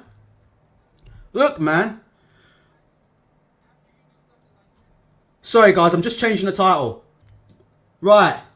Wow. Tommy Fury beats Jake Paul. Give me a like. Great fight. Tommy Fury won the fight fair and square. They're talking ringside. Jake Paul lost that fight. In a rematch, he'll get stopped. What do you guys think in a rematch? In a rematch, he'll get stopped. Guys, how do you think? I think Tommy Fury won that fight clearly. The ref deducted him a point. He should never have been deducted a point. To be fair, Jake Paul shouldn't have been deducted a point either. But the referee deducted Tommy Fury a point. He should never have been deducted a point. And he dominated that fight behind the jab. And that's why you guys are saying no rematch. Because we don't really need to see it again because we know who the better boxer is. What do you guys think? Do you guys want to see a rematch or do we know? We know who the better man is. Tommy Fury proved tonight he's the better man. I told you guys before, all Jake Paul does is look for the jab, overhand right. I said, no matter what you think about Tommy Fury, no matter what you think about Tommy Fury, no matter what you think about Tyson, no matter what you think about Big John, yeah? I said, Tommy's just got the style to beat this guy. You know? Tommy's just got the style to beat this guy. What you need to beat Jake Paul is you need feints, yeah? And you need that kind of herky-jerky movement. And you can see it was the feints. Jake Paul couldn't read the feints. And Tommy Fury was feinting him off that jab. Jake Paul didn't know whether he was coming or going. Tommy Fury's crying in the ring. Yeah, you guys are telling me you're going to see him in the ring. He's crying. But to be fair, they called him a bitch and said he was a coward. He's just won $4 million and he's carrying a WBC belt. He's crying in the ring, talking to Raheem. I'm happy for the guy. Where they at when they call Tommy Fury a coward, though? Are we going to get some apologies? No, seriously. What do you think? Press 1 if you agree with me. Press 2 if you disagree. What do you guys think? Do you guys think that some apologies are due to Tommy Fury? We should apologise. People should apologise. They said he was a coward. They said he was afraid of Jake Paul. They called him a bitch. They said he was a ducker, right? But he walked in and beat him, right? Crooked ref, still beat him. Dodgy scorecard, still beat him. What more? He went in, came in as the underdog, he still beat him. So it is what it is, isn't he? He did what he had to do, right? Let's hear him. You got to give him the credit, innit? I had a dream, I had a vision, I would win this fight, and no one believed me. Now I can stand up and everybody can take note. In my first main event, 23 years old, I had the world on me, I had pressure on my shoulders, and I came through. Tommy Fury saying, I'm 23 years old, nobody believed in me, I had the pressure of the world on my shoulders, and I came through and I won. Look, you've got to give him the credit. Press 1 if you've got to give Tommy Fury the credit. You've got to give him the credit, mate. Dan W says, imagine dealing with the pressure of your own family threatened to disown you if you lost. Well done. Tommy had the weight of his world on his shoulders. About six months ago, he was a laughing stock. Everybody was calling him a coward. Everybody was running their gums saying that he was going to get knocked out. I'll get the comments up. Jason Walk. Jason, do you want to call in? Because Jason, if you call in, you'd be doing me a favour, mate. Because right now I could do with some help, Jason. So if you want to call in, Jason Walker, let me know. I'll put the link in the chat. But the link's in the chat there, Jason Walker. But yeah, look, you know, you can't forget what people said, right? People said that Tommy Fury was a coward. They said he was a bum. They said he was a bottle job. They questioned whether he was going to turn up for the fight. They said he didn't have any minerals. They said he was a fake. They said he was a coward. They said that when it got tough, he'd fold. Didn't they? They said that he was all muscle. They said that he couldn't take a shot, right? And pretty much nobody picked him to win. But I picked him to win. And I'm happy about that. So there you go. There you go. Cypher's already doing, saying Tommy beat a Disney actor, Chill Ultra. That's funny, but I thought, but six months ago, he was ducking him. So make up your minds, though, Winnie. 6 months ago, Tommy Fury was ducking. Now that he's won, you guys want to take the credit away from him. That's how boxing works. You can never give guys credit, can you? Never give a man credit, innit? Never give a man credit. When he doesn't fight a man, he's ducking. When he wins, he still doesn't count. This is Jake Paul. Let's see if Jake Paul takes it with humility, or whether he says he was robbed. I'm just trying to hear this. One sec. And don't judge me by my wins, judge me by my losses. I'll come back. Right, Jake Paul, fair play, says he'll come back. Jason Walker's here. Jason, I'm bringing you in. Jason, I'm going to get some strepsils. Run us through what you thought. Who did you pick to win, Jason? Not having to go at you. Who did you pick to win?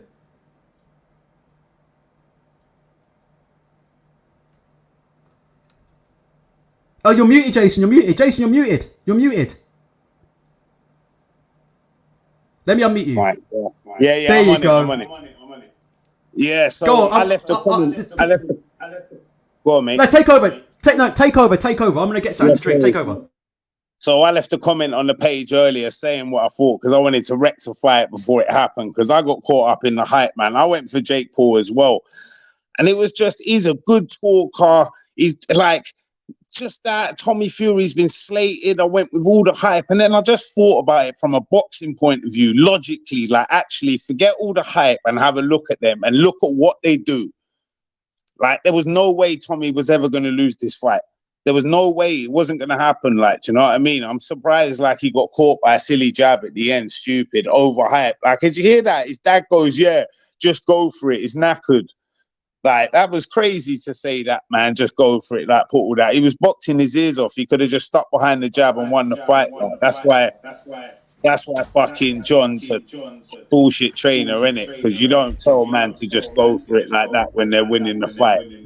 But fuck. So yeah, I got pulled into this shit. But yeah, Tommy schooled him really. I thought Jake Paul's decent though. Like he's just like he's decent. He's not very good, innit? Do you know what? If Jake Paul learned to fight on the inside, yes, he'd be much better because that's the type of fight in his style, getting in and learning to fight. But he can't fight on the inside, so he wants to rough the guy up and that, but then needs to throw him away to create space to punch.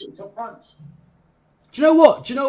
By the way, Daryl, if you want the link, Daryl, let me know. Because Daryl, if you want the link, I'll bring you in, and you and Jason can chop it up as well. So Daryl, if you want the link, let me know. I'll get it over to you.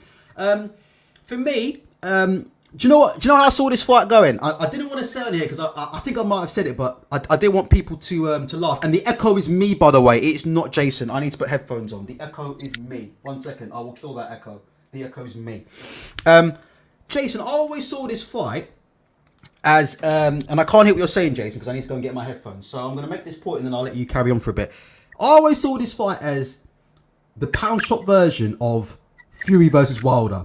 I always saw Tommy Fury as the pound shop Tyson Fury with the feints and the herky-jerky movement and the hands down and the jab.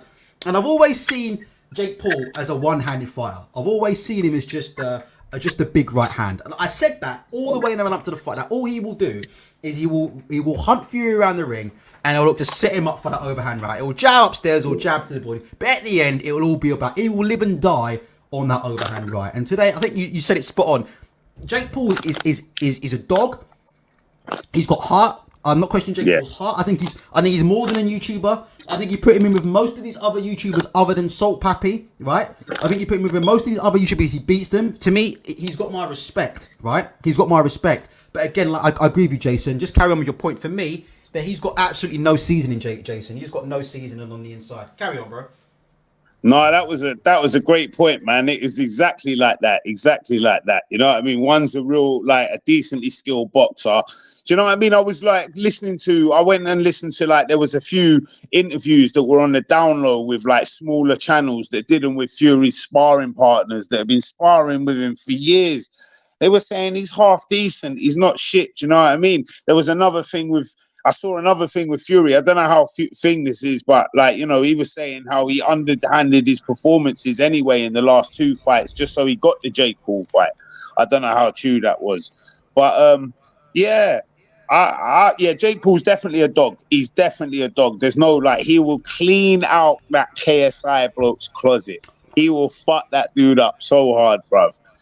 anyway. But yeah, I thought that Jake Paul just hunted him around the ring, was looking for that one punch all night. Terrible footwork, coming in like Fury should have been able to catch him more than that as well. Like there was a few times Fury was missing with that chopping overhand right, with Jake's foot coming in square on. His feet were terrible. Do you know what I mean?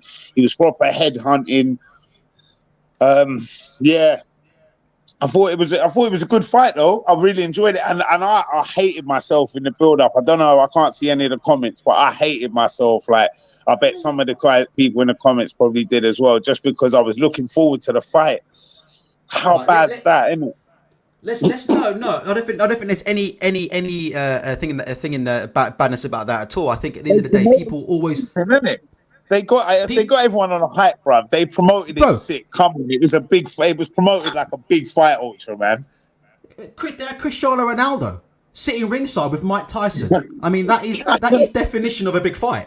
That is a literal definition of a big fight, isn't it? Yeah, and it goes to show, Jason. People just want to see two guys put it on the line. They don't care about belts and all this shit. Let's go through some comments, Jason. I know you can't see them. Quickly. That's why this misfit shit makes fucking dough. It's not because they're all good fighters. It's because people all want to watch them fight. They're invested in them. No one's invested in some prospect fucking 6-0 from Middlesbrough who's won 16 amateur titles. People don't give a fuck about that. They give a fuck about some YouTuber fighting some other YouTuber. It's like shit, them two are fighting. It's like the hype you get in the playground. You know when two brothers will be fighting and you scream and you run up and you be going off, bruv.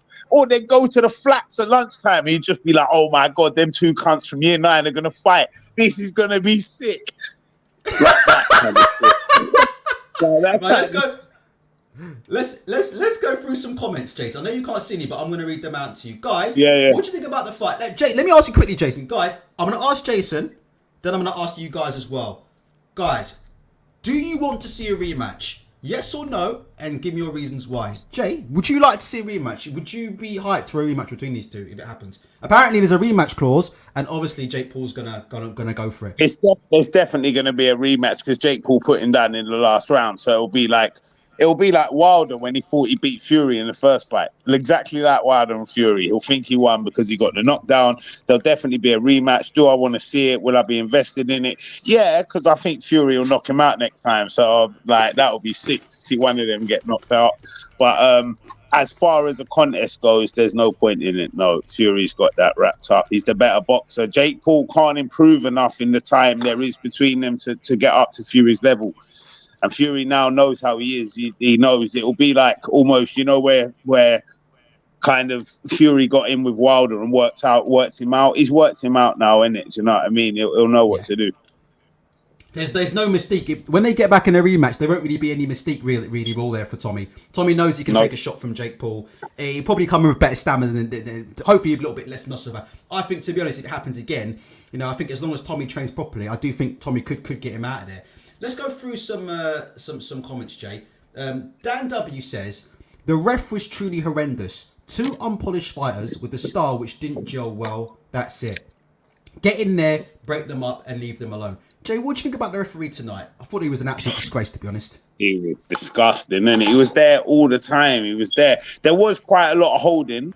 There was quite a lot of wrestling, and I see he had to break that up a little bit, but still, like, do you know what I mean? He was just looking to make a name for himself. He was one of them referees that like to get involved. I see a Jack Reese interview I was watching the other day about that Fury fight, and he said the best thing about that fight was not what I did in the 12th round for getting up Fury, was the fact that I wasn't seen during that whole fight. You didn't know I was there except the times of the knockdowns. That means I did my job. That's the sign of a good referee, bro. Yeah, and that referee was absolutely dreadful. Let's have a go. Right, Vanguards of Manhood saying, Jake Paul saying he was sick going into the fight, for fuck's sake. So he really is the White Deontay Wilder then, because the excuses are already beginning to come out. Cypher, who's a bit bitter because I think he wanted Jake Paul to win and he got his ass beat.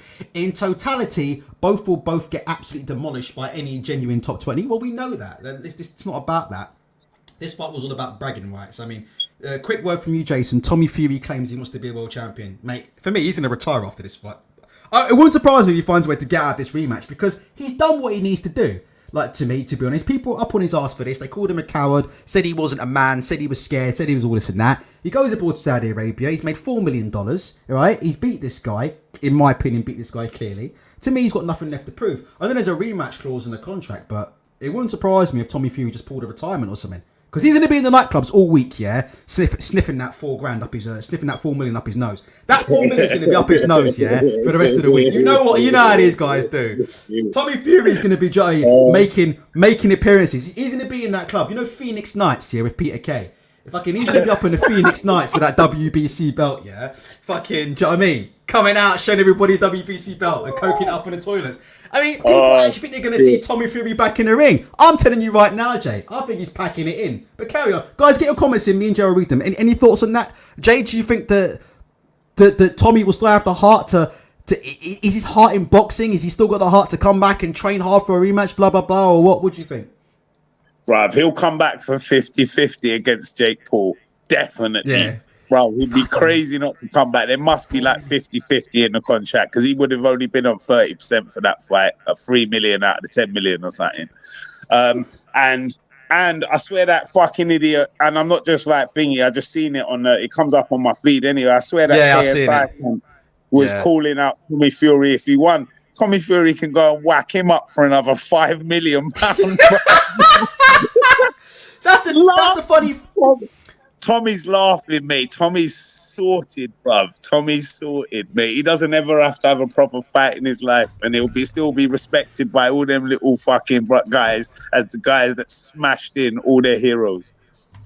Do you know? It's so ironic. We always hear about boxers paying their dues, and we always hear about the journey from small hall to TV. You know, I paid my dues. You know, I boxed in the leisure centres. You know, selling 300 tickets and blah blah blah. But you know what? I have to say, Tommy Fury. Would you say at the minute he probably is now the biggest name in you? Or not biggest name, but he's probably the guy in YouTube boxing, isn't he? Like you said, now there's no impetus. There's no impetus for Tommy Fury to ever really have a fight with any serious boxer. He's got some Mickey Mouse WBC title which he can carry around with him and claim he's some form of champion or some form of title holder. Yeah, and he, like you said, he's just got payday out of payday out of payday against semi-professional boxers just lined up for him, waiting to go at $5 million apiece. Bruv, he's a YouTube boxer with a WBC Diriyah title. WBC Diriyah. And he's got a WBC ranking. Jesus Christ. I forgot about that. Do you know what that ranking is? Is that ranking top 40 or top 15? I thought it was top 40, but what is it? Top 40? Top 40. It's top 40, yeah. Top 40. Dench is saying you could say Tommy is one of the most well-known names in British boxing. Yo King is saying Tommy fast-tracked it. I tell you what, there'll be some professionals tonight there who will be sitting there absolutely fuming at Tommy. Because they're fuming at YouTube boxing anyway. Go on, Jay. Tommy Fury is now a bigger name in America than Anthony Joshua. Facts. Well, you reckon? Bruv, he just beat Jake Paul. He just beat Jake Paul. He's a much bigger name than Joshua. Are you crazy? Drake was betting on the fight. Guys, what do you think in the chat? The magnitude of it has hit me there. Would you agree with Jason on that? In America, now think about Jake Paul as a star compared to Anthony Joshua. This isn't about who's the better boxer or anything. Tommy Fury is now a bigger name in America than Anthony Joshua. Shevin is saying 100% Tommy is bigger than AJ. We'll have to see. Jesus, I mean, that would be... listen, let me say, these Furies are crazy. This win has done crazy for Tommy. Like over his stature and well known and all that bollocks. Like it's crazy what this has done for him.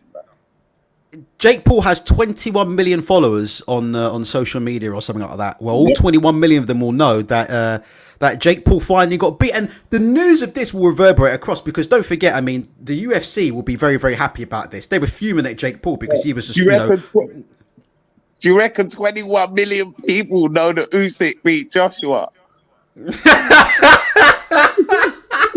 Jason's coming in with some... Jason, I have to say the chat supports you. The Boxing Classics is saying the US don't know Joshua. It's facts. Oh my god! I mean, this is unbelievable. John Smith is saying, by the way, did you score it, Jay? Did you score it at all? Did you have a score? How many rounds or anything in it? No. I wasn't really scoring it because I could see Tommy. To me, Tommy was winning the round, so he was winning the fight. Like, so I didn't really score it. Like, yeah. No, it's okay. Tommy was winning the rounds. It was a bit like not as close, but like the Bivol yard fight. Bivol was winning the fight, so I didn't score it, although it was a bit close. Like, but this fight wasn't as close as that. Yeah. No, fair play. Why? What did you score it? What did you score it? No, do you know what? I think if I looked at it in rounds, to be honest, I gave Jake Paul 2 rounds out of the 8. 2, and I think one of them was slightly generous. So I gave Jake Paul 2 out of the 8, maybe plus the knockdown or something. So I don't know how that does it, but to be honest, I thought Tommy Fury for me won 6 out of those 8 rounds tonight, and arguably for me won 7 out of those 8 rounds. To be honest, I thought the third round, which I gave to Jake Paul, was more because I knew the judges would give it to me, to be honest. I asked you because Sean Porter had that fight tonight. He had Jake Paul up by 1. I thought Sean Porter's scorecard was wrong all night. And I have to say it is what it is. Yeah, that's it. Box UK saying, go on, Jay. Frotch sounded like he scored this fight, right? He had it like 57-53 or something like towards the end. Honestly, 3 or 4 rounds. And that sounded about right. To me, I watch these fights with the sound down. I never have the commentary because I can't commentate or give my view and have my ears on it too much, right? But I'll be honest with you, that fight was a very, very easy fight for me to score. That was an easy 6-2 Tommy Fury. Apparently, and I can't obviously get anything because BT Sports are copyrighting me, I'm reliably informed that Carl Froch is going absolutely nuts in the BT studio right now and is destroying Jake Paul. Apparently, I've heard that Carl Froch has been, there you go, Carl Froch is saying all sorts about Jake Paul. I'd love to get a clip of it, but it is what it is. Here we go. This is Carl Froch rips into Jake Paul after his loss to Tommy Fury. He went in there against a novice pro and got absolutely whooped, obliterated. He can't call himself a professional boxer. So you know what Carl Froch is about there. It is what it is. Let's see. Lewis Taylor says Jason is always great on the channel. Yeah, it's always a night off for me when we get Jason on here. If anybody's got any other comments in there, we'll go through them for a couple more minutes. I know it's silly to say, but does the chat think that, like, does anyone think that Jake Paul beats Froch? Oh my god, guys, you've heard Jason. Does anybody think Jake Paul beats Froch? Do you know what? Originally, honestly, Froch hasn't boxed in a while, and Jake Paul's bigger, and Jake Paul's big. But you'd have to think Froch kills him. Yeah, I think so, innit? Like, you have to think based on this, like Froch. You have to think Froch kills him based on this. Yeah, but yeah. Let's just go through some other stuff here. Boxing Classic says Tommy would be good if he had a better engine. Tommy was in with Jake Paul. Jake Paul, I think Jake Paul's is a respectable fighter. He's not, but Jake Paul's, to be fair, Jason, Jake Paul is better than some of the tomato cans that we see get served up on Queensborough. I mean, look at Moses Italma's debut opponent. 100%, isn't he? Yeah, like, look at some of the cannon fodder that we serve up at Queensbury. Jake Paul's better than that. He deserves his respect. How far do you think Tommy Fury can go if he takes it seriously? Would you say British level, if he ever actually took it seriously? If Tommy Fury did a traditional route, how far would you see him going? All right, first of all, quickly, I was watching, just quickly, I'll go back to this in a sec. I was watching some videos of Tommy Fury when he was a bit younger in the amateurs and that, Why has he put on all this muscle? He was much more fluid before. He was a better boxer. He was very much more fluid. Herky-jerky, much more better with the feints, much more looser. He's too big, like, he doesn't need to be that big, all that muscle. He could be like a fucking huge super middleweight. Do you know what? I wonder if he gets some of his confidence from that muscle. Because he tonight, I have to say, look at it. Jesus, look at this. BBC Sport. Tommy Fury has beaten Jake Paul. So look, BBC Sport are getting all in on this, Jason. So look, 1.6 million views on Twitter. I'm just saying, look, it's 11:07 p.m. They tweeted this out 25 minutes ago. So according to Twitter's analytics, this has been seen by 1.6 million people in 20 minutes. Tommy Fury is beating Jake Paul. Do you guys, is Jason onto something? Do you think that Tommy Fury's on the verge of becoming, maybe not a household name, but maybe some form of name overnight? What does this do for Tommy Fury? He's a superstar now. He just beat Jake Paul. Jake Paul's a fucking superstar, bruv. Like, We don't realize because we're in this boxing realm and he's not in our realm because we're all a bit older and that, like out of that business. Or I don't know if you are, but I'm not really in all that YouTuber shit. Like, but he's a superstar. They are the new, like, they're the new Drakes and all that. I promise you, man. Them man are huge, bruv. Crazy D3. They're massive. Crazy D3 says Tommy could never win a British title. Could he beat a Dan Aziz? I tell you what, what would you like to see about Jake Paul? Let's talk about Jake Paul. I'll tell you one thing. Jason, I'd say I was impressed with Jake Paul. I was impressed with Jake Paul's post-fight. I only caught a bit of it, right? But I've been impressed with what I've seen from Jake Paul post-fight. Let's start off with him. Did you see him coming down to the ring? A lot of people in the chat tonight said he looked nervous coming to the ring. I thought he looked very nervous, but I think, like I said, a bit of nerves is good. Do you think that with Jake Paul tonight, do you think at the end of the day that Jake Paul maybe bit off more than he could chew?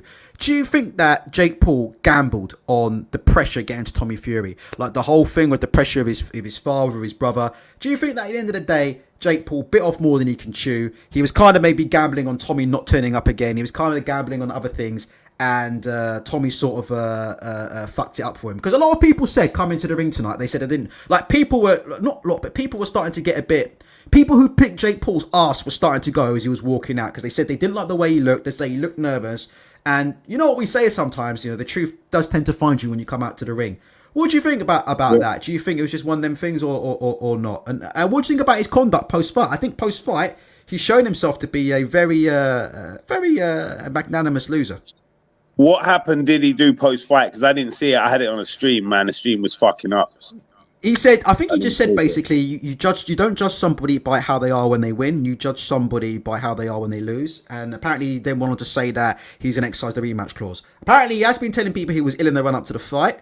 But it is what it is. But so far it looks like he hasn't called robbery from what I've heard. It does seem like it's been He hasn't done any Dillian Whites and claiming that, you know, he was pushed on the floor and, you know, the refs, you know, he was pushed on the floor and could have got brain damage had the ref not have called it up and all this guy. He hasn't blamed chicken eggs, a batch of dodgy chicken eggs for the reason why he lost. He seems to be quite magnanimous. Would you watch him fight again, Jay? If he fought again, now you've seen him beat. The thing about a lot of Jake Paul's appeal comes from the fact that people just want to see him get beat in it. He's a cocky YouTuber, 100%. And people just want to see him get beat. Now he's been beat. Now people have seen it. He's been beat.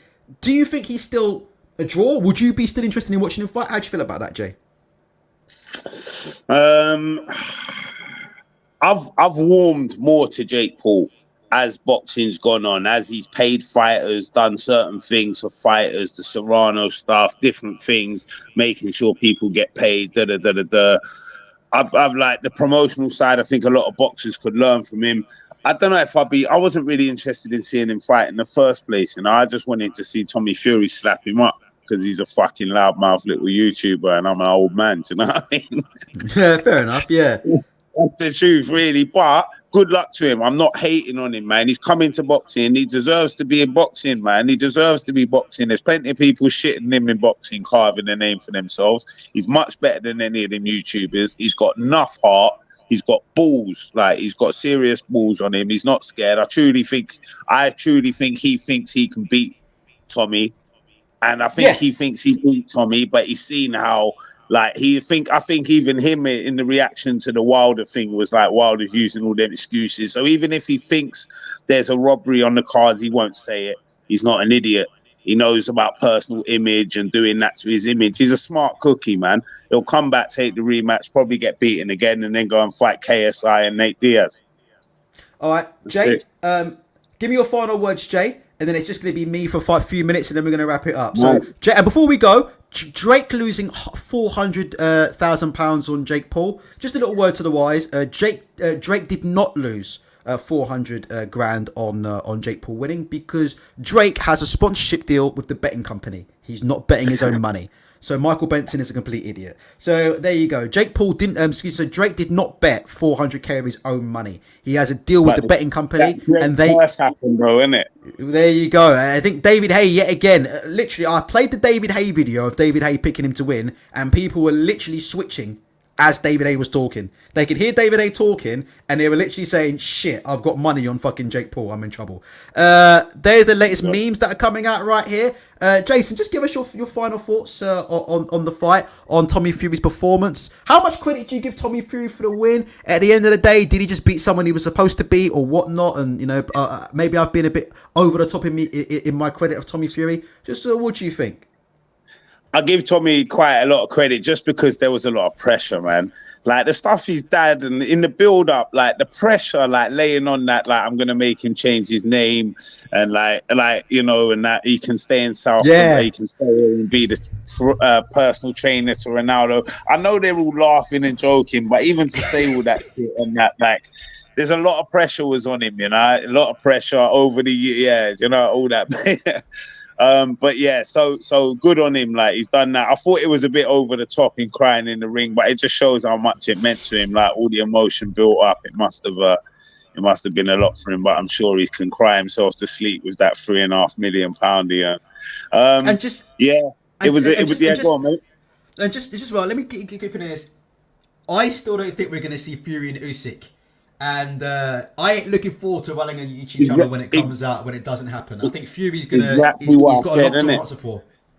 Exactly what I said in the comments, bruv. Fury wants more money. He wants to be the A side. He's not taking the smaller. That's why they can't get the fight done in Saudi. They were trying to do 50-50. Fury won't. And it's mad, because I'm a massive Fury fan, but like all the shit that I didn't like AJ doing, all the commercial shit that's just ridiculous. Then Fury started doing it, and how much money do you need? That all got on my nerves. And then this stuff with Usyk trying to say like he's the A side when you didn't want to fight before when you didn't have no titles and he came back, he wouldn't fight Joshua and Joshua wouldn't give him 50-50. And we were all like, Joshua's a cunt. You got to give Fury 50-50. He's the proper champ. Brother, Usyk just deserves 50-50. Just fight him for 50-50 or do 60-40 to the winner. So the winner takes 60, the loser takes 40. Yeah. Fury behaving like Joshua, it pissed me off because I called Joshua out for his bullshit, so I called Fury out for his bullshit, and I'm a die-hard Fury fan from day as well. When everyone was slating him, doing all that shit, he said, I stuck by him because I don't call boxers out for that. If I like a boxer, I like him for his skills. I don't care if he's a cunt out the ring. So I like Billy Joe because he's a skillful boxer. I don't hold my boxers to account. If I did, I'd like hardly any boxers because they come from shit and a lot of them are cunts. That's the truth. But I have to call Fury out for his bollocks. So fuck Fury, man. Listen, Jay, I have to agree with you. I think I just have no defense. I have no defense, and when it comes out that he's not fighting Usyk, you can see this channel might have to take a long holiday, a long expenses paid holiday. Do you think fucking that they're trying to get together a fourth Wilder fight, and that's why Wilder's in Saudi? No, I hope not. I know that's all bullshit. I didn't think. I do wonder. I do wonder if there's no inside information. I don't think there's anything in that. I do wonder if Andrew Ruiz is in play though. I've heard that as well. You know what? Whenever Shane Fury says something, take it for fucking take some heed from it because whatever he says seems to come true. He said it's probably going to be. He said it's going to be Ruiz, and Fury wants 50. Fury wants more money, and the fight won't happen unless he takes less money. And Andy Ruiz is probably going to be next in almost certain words. Through about 3 different interviews I listened to, I got that from all 3 interviews in different little nuggets. It's a good fight, and it's a borderline dangerous fight, but it's not a fight that I can pay pay-per-view for. I can't because you fought Chisora on the basis that you were going to fight Usyk next, and I like I said before, look, I'm not really. It doesn't bother me. It doesn't make me angry. I'm not one of these people that starts, abusing the fighters. Not saying you do, but other channels start getting really into it and calling fighters cowards and all this shit. I don't do that stuff. But at the same time, like I said, I have to be honest with you. None of them are cowards. The problem is they've got huge fucking egos. That's the They're all problem. delusional. They're Egos. delusional. That's They've not all being got a fighter. massive overinflated egos and overinflated worths of what they're fucking worth in a time of a financial crisis when people are fucking struggling to pay their bills. Greedy cunts. Yeah, but not you, Jason, because you shop at Abel and Cole. All right, Jay. No. Hey, listen, I'm from the hood. I just don't live there no more. I'm from the hood, though, bruv. Listen, listen, love to everyone. Yeah? Big up Ocha. Big up All right, Abel Jay. and Cole, yeah? Later on. All right, bro. Listen, we'll get you back on for some Conor Ben stuff soon, all right? Big up Jason there. Okay, right, let's go for some comments. Right, 207 in the chat. We did okay tonight, guys. I really appreciate your support. We had a lot of people, a lot of other boxing channels running tonight. So there's a lot of competition out there. They're all trying to secure the jab. But if you want to come to a super chat free place where you can have your opinion and you can have your opinion without being charged for it, please feel free to subscribe and become a part of the chat. We've still got 200 people in here. Please feel free to hit the like button if you'd like to be a part of it. Daryl, I was looking forward to getting Daryl on tonight, but Daryl couldn't come on. I've seen Ingram in the chat. Ingram, let me know if you want to come on and say a few words. Ingram, like I said, no pressure, Ingram, but you're always welcome. If you are, I'll happily send you a link. You can come on and give your opinion. You're always welcome to have Ingram on this show. And if anybody else wants to call in and give their opinions, ask for the link. You can call in and give your opinions on this. This is Jake Paul on his defeat to Tommy Fury. All respect to Tommy, he won. There you go. I think we deserved that rematch. I don't know if I agree with the judges. I got a 10-8 round twice. No chance. I felt flat. I got sick really bad twice in this camp, injured my arm, but I lost. I'm not making excuses. Well, technically he is making excuses because he said I got flat, I got sick in camp, and I injured my arm. Well, that's 3 excuses. So, look, it is what it is. Look, he is making excuses. He's made 3 different excuses in a space of 4 sentences or 4 lines there. But look, he admitted he lost the fight. To me, what do you think about Jake Paul? He thinks he got 2 10-8 rounds. To me, absolutely no fucking way. To me, Jake Paul never won any more than 2 rounds tonight. I don't think it was a split. I'm going to be honest with you. Like I said, people will accuse me of being up the Furies. I'm just going to be honest with you, right? To me, I picked Tommy Fury to win this fight. I picked Tommy Fury to win this fight from the get-go. I watched the fight tonight. Jake Paul won 2 rounds. That's it. And the debate is, did he actually win 2 rounds? He won 2 rounds max bench. That's it. Simple as that. I agree. The 3rd round, he got the 3rd round. That's debatable. Cypher says, Ultra, I don't bet. I just picked him to win. I don't bet. I don't bet or anything. If I'd have bet on Tommy Fury, he definitely would have lost. But I'm just saying on this channel, I've been saying for quite a while that when they fight, I picked Tommy Fury to win. And I'm happy with my prediction. And I said how he was going to win as well, which is behind the jab, lots of feints to throw off Jake Paul. And that's how he did it. So I'm happy with my prediction, I have to say. But I think Jake Paul won 2 rounds max tonight, if that. How do you feel about that? I think he won 2 rounds. Boz agrees, I agree. He won 2 rounds max.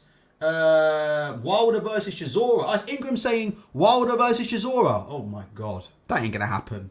No way. Jack Plant says Wilder versus Chisora is legalized murder. No thanks. We'll be watching that from behind the sofa. I think Sheikh Chisora is on a bigger thing now. Sheikh Chisora. I think Sheikh Chisora is on a much bigger mission these days than chasing Deontay Wilder paydays. I think Sheikh Chisora now is on his way to total world domination. Jack Plant says that wasn't a knockdown. Fury slipped and jumped straight back up. Was a mistake lunging off balance. Yeah, but it doesn't matter. It was off a punch. The knockdown was legit for me. Tommy Fury been lunging in all night behind that jab with his hands down. We warned them about it all night on. He kept doing it and he was getting timed. And Jake Paul timed him onto a jab and knocked him down. The knockdown was actually legit. When it first happened, I thought it was a slip and a clash of feet. But looking back at it on the replay, it's a fair knockdown. KSI is saying, honestly, I would destroy both Jake Paul and Tommy Fury. KSI is absolutely out of his... off his tits. Like, tell you this now, KSI has no chance in a fight with Tommy Fury. Don't even waste your time watching that shit, which I know you won't. But it was a knockdown. It was a legitimate knockdown, and you've got to give Jake Paul credit. That's 2 big fights now, Jake Paul. That's 2 big fights now. Jake Paul's done that. You know, when he's been, arguably, people have been questioning where he is in the fight, and he's pulled it out, and he did pull it out tonight, and that nearly got him the fight. But for me, He won that fight pretty easily. I would love to go and see some footage of Carl Froch on BT Sport. We'll run for a few more minutes. Has anybody got any other comments that they want to get in? If you want to get in your comments now, get your comments in or forever hold your peace.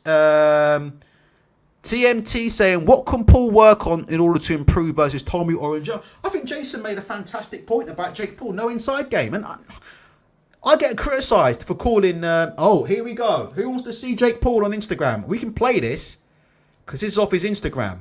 So this is Jake Paul. And he's taking it like a man. I'm impressed with him. Other than the excuses about the arm being ill. And what was his excuses? Bad arm, got ill, and something else. And he should have had a 10-8 round. But other than that, yeah. Let's have a listen. Hold on. Sorry about that. Press Van if you can hear this. Well, shit. Didn't think I'd ever have to make one of these videos, but shit happens, I guess. This is still the best job in the world. Thank you all for the support. This was an amazing event, and I'll be back. No worries, cuz. I just think you got to give him a 10 out of 10 for that, haven't you? Jake Paul, I like Jake Paul, and I think Jason got it bang on. Just because he's not a quote unquote a real boxer, just for me, like I said before, he showed heart in the ring tonight. He was losing the fight from the beginning to end. I don't know how you feel about it. There was never any point in that fight where I thought, oh, Jake Paul's actually heading on the cards. For me, Tommy Fury came out, had a fast start, and he dominated. For me, Tommy Fury dominated that fight. And that's why people are saying online, we don't want to see a rematch. Because they know that Tommy Fury dominated that fight. But you know what? Jake Paul hustled him. He kept hustling him. He never gave up, never quit. He took some big shots. He was hurt. He was hurt in that last round, for me. I think if that last round had a minute left, what do you think? I think Tommy could have got a knockdown in that last round. What do you guys think about that? When Tommy really went after him in that last one and let his hands go, he hurt him. For me, he really hurt him. And to me, he could have closed him out there. If there had been another minute left in that last round, I think Tommy would have put him over and put him over for real. So it was what it was. I think Jake's got. I agree with Jack Plant. He's got bollocks. I've got a lot of respect for Jake Paul.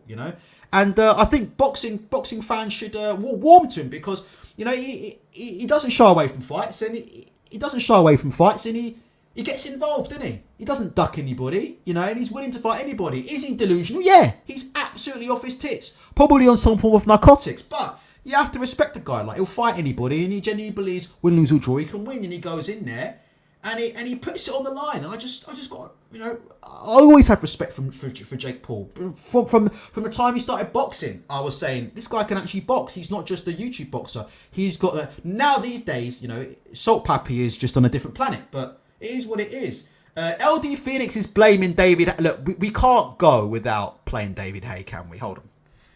We can't go without playing David Haye, can we? Is this the moment where Jake Paul finally lost his unbeaten record? I can't find the video. Where's that video of David Haye in Costa Rica? Where's that video of David Haye up in Costa Rica? I can't fucking find it. I'll find it though. I will find it. I will find it. What site was I on for that prediction? Can anybody find that? Shit. David Haye Paul, man. Oh, I can't believe I lost it. Here we go.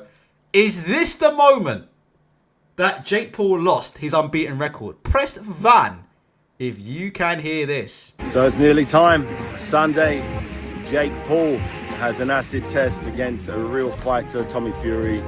A young guy who looks the part. He's looked fantastic in his previous fights.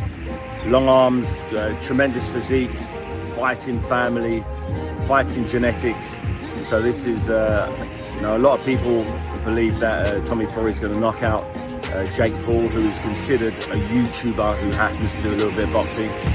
The difference is I know that he is a real boxer himself. BJ Flores, his coach, one of the best coaches on the planet. I spent many hours talking to him about this Jake Paul project, and this is it. This is the big one. This is the test where he shows the world what it's all about. On the other hand, Tommy Fury doesn't consider this a real threat, a real fight. He says it's an easy fight. He's fought better people in the past. I disagree. I think this is Tommy Fury's biggest fight, toughest fight, the fighter who's coming to win, legitimately coming to win, and he's going to have a game plan. He's going to have plenty of time to prep. So I'm excited. I believe there'll be an upset. I believe Jake Paul will find a way to win, possibly on points. It's captured the public's imagination, and that's what we need in boxing. All right, let's have a listen. I'm telling you, Fury's not going to fight Wilder again. Just forget about that. If there's going to be anybody, it's probably going to be Ruiz. But I guarantee you in this video, they probably just asked Wilder, would you fight Fury again? And Wilder said, yeah, maybe one day. Let's have a listen. Hold on. Oh, shit. Hold on. Can somebody give me the actual snippet of where Wilder says that? Can somebody give me the actual timestamp? Because I'd be interested. But I don't believe they're going to fight again at all. I believe it's going to be Andy Ruiz or somebody else. I don't think they'll fight with Wilder again. And if he does, Wilder might beat him. Because honestly, how many times can you keep dicing with death? But you guys are hitting me up. Breaking news. Wilder on IFL claims he may be fighting Tyson next. I don't believe that. Do you guys believe that? I don't believe it. Can somebody give me the timestamp? I just want to listen to the timestamp. Give me 1 sec.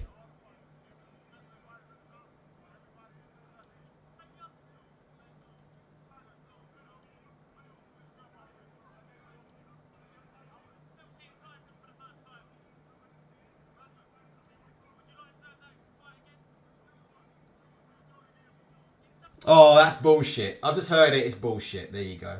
Yeah, just seeing it. It's a waste of time. So the guy asked him, "Would you want to do that fight again?" And he goes, "Yeah, we'll do it again for sure." Yeah, but doesn't mean next. Do you know what I mean? That's just Wilder talking, isn't it? Wilder thinks they'll do it again. Yeah, of course. There's always going to be talks about a fourth fight, but there's nothing to say that Wilder's fighting fucking Fury next. There's absolutely nothing. They asked him, They asked Wilder, "Would you like to fight Fury again?" And he goes, "Yeah, stay tuned. We'll fight again. Stay tuned." If I've heard anything, it's going to be Fury and Wilder and Usyk. When Malik Scott was talking about the mystery opponent for Deontay Wilder, and everybody assumed it was Fury, which is where the fourth fight stuff came from. Malik Scott was talking about a mystery fourth opponent, and he said you will be shocked when you find out who Wilder's next opponent could be. It could be a big fight of a mystery opponent. Everybody assumed it was Fury, and Malik Scott came out and said it's actually Usyk. So, if anything, Wilder versus Usyk might be one to look forward to. But I don't believe Fury and Wilder are going to fight next. Guys,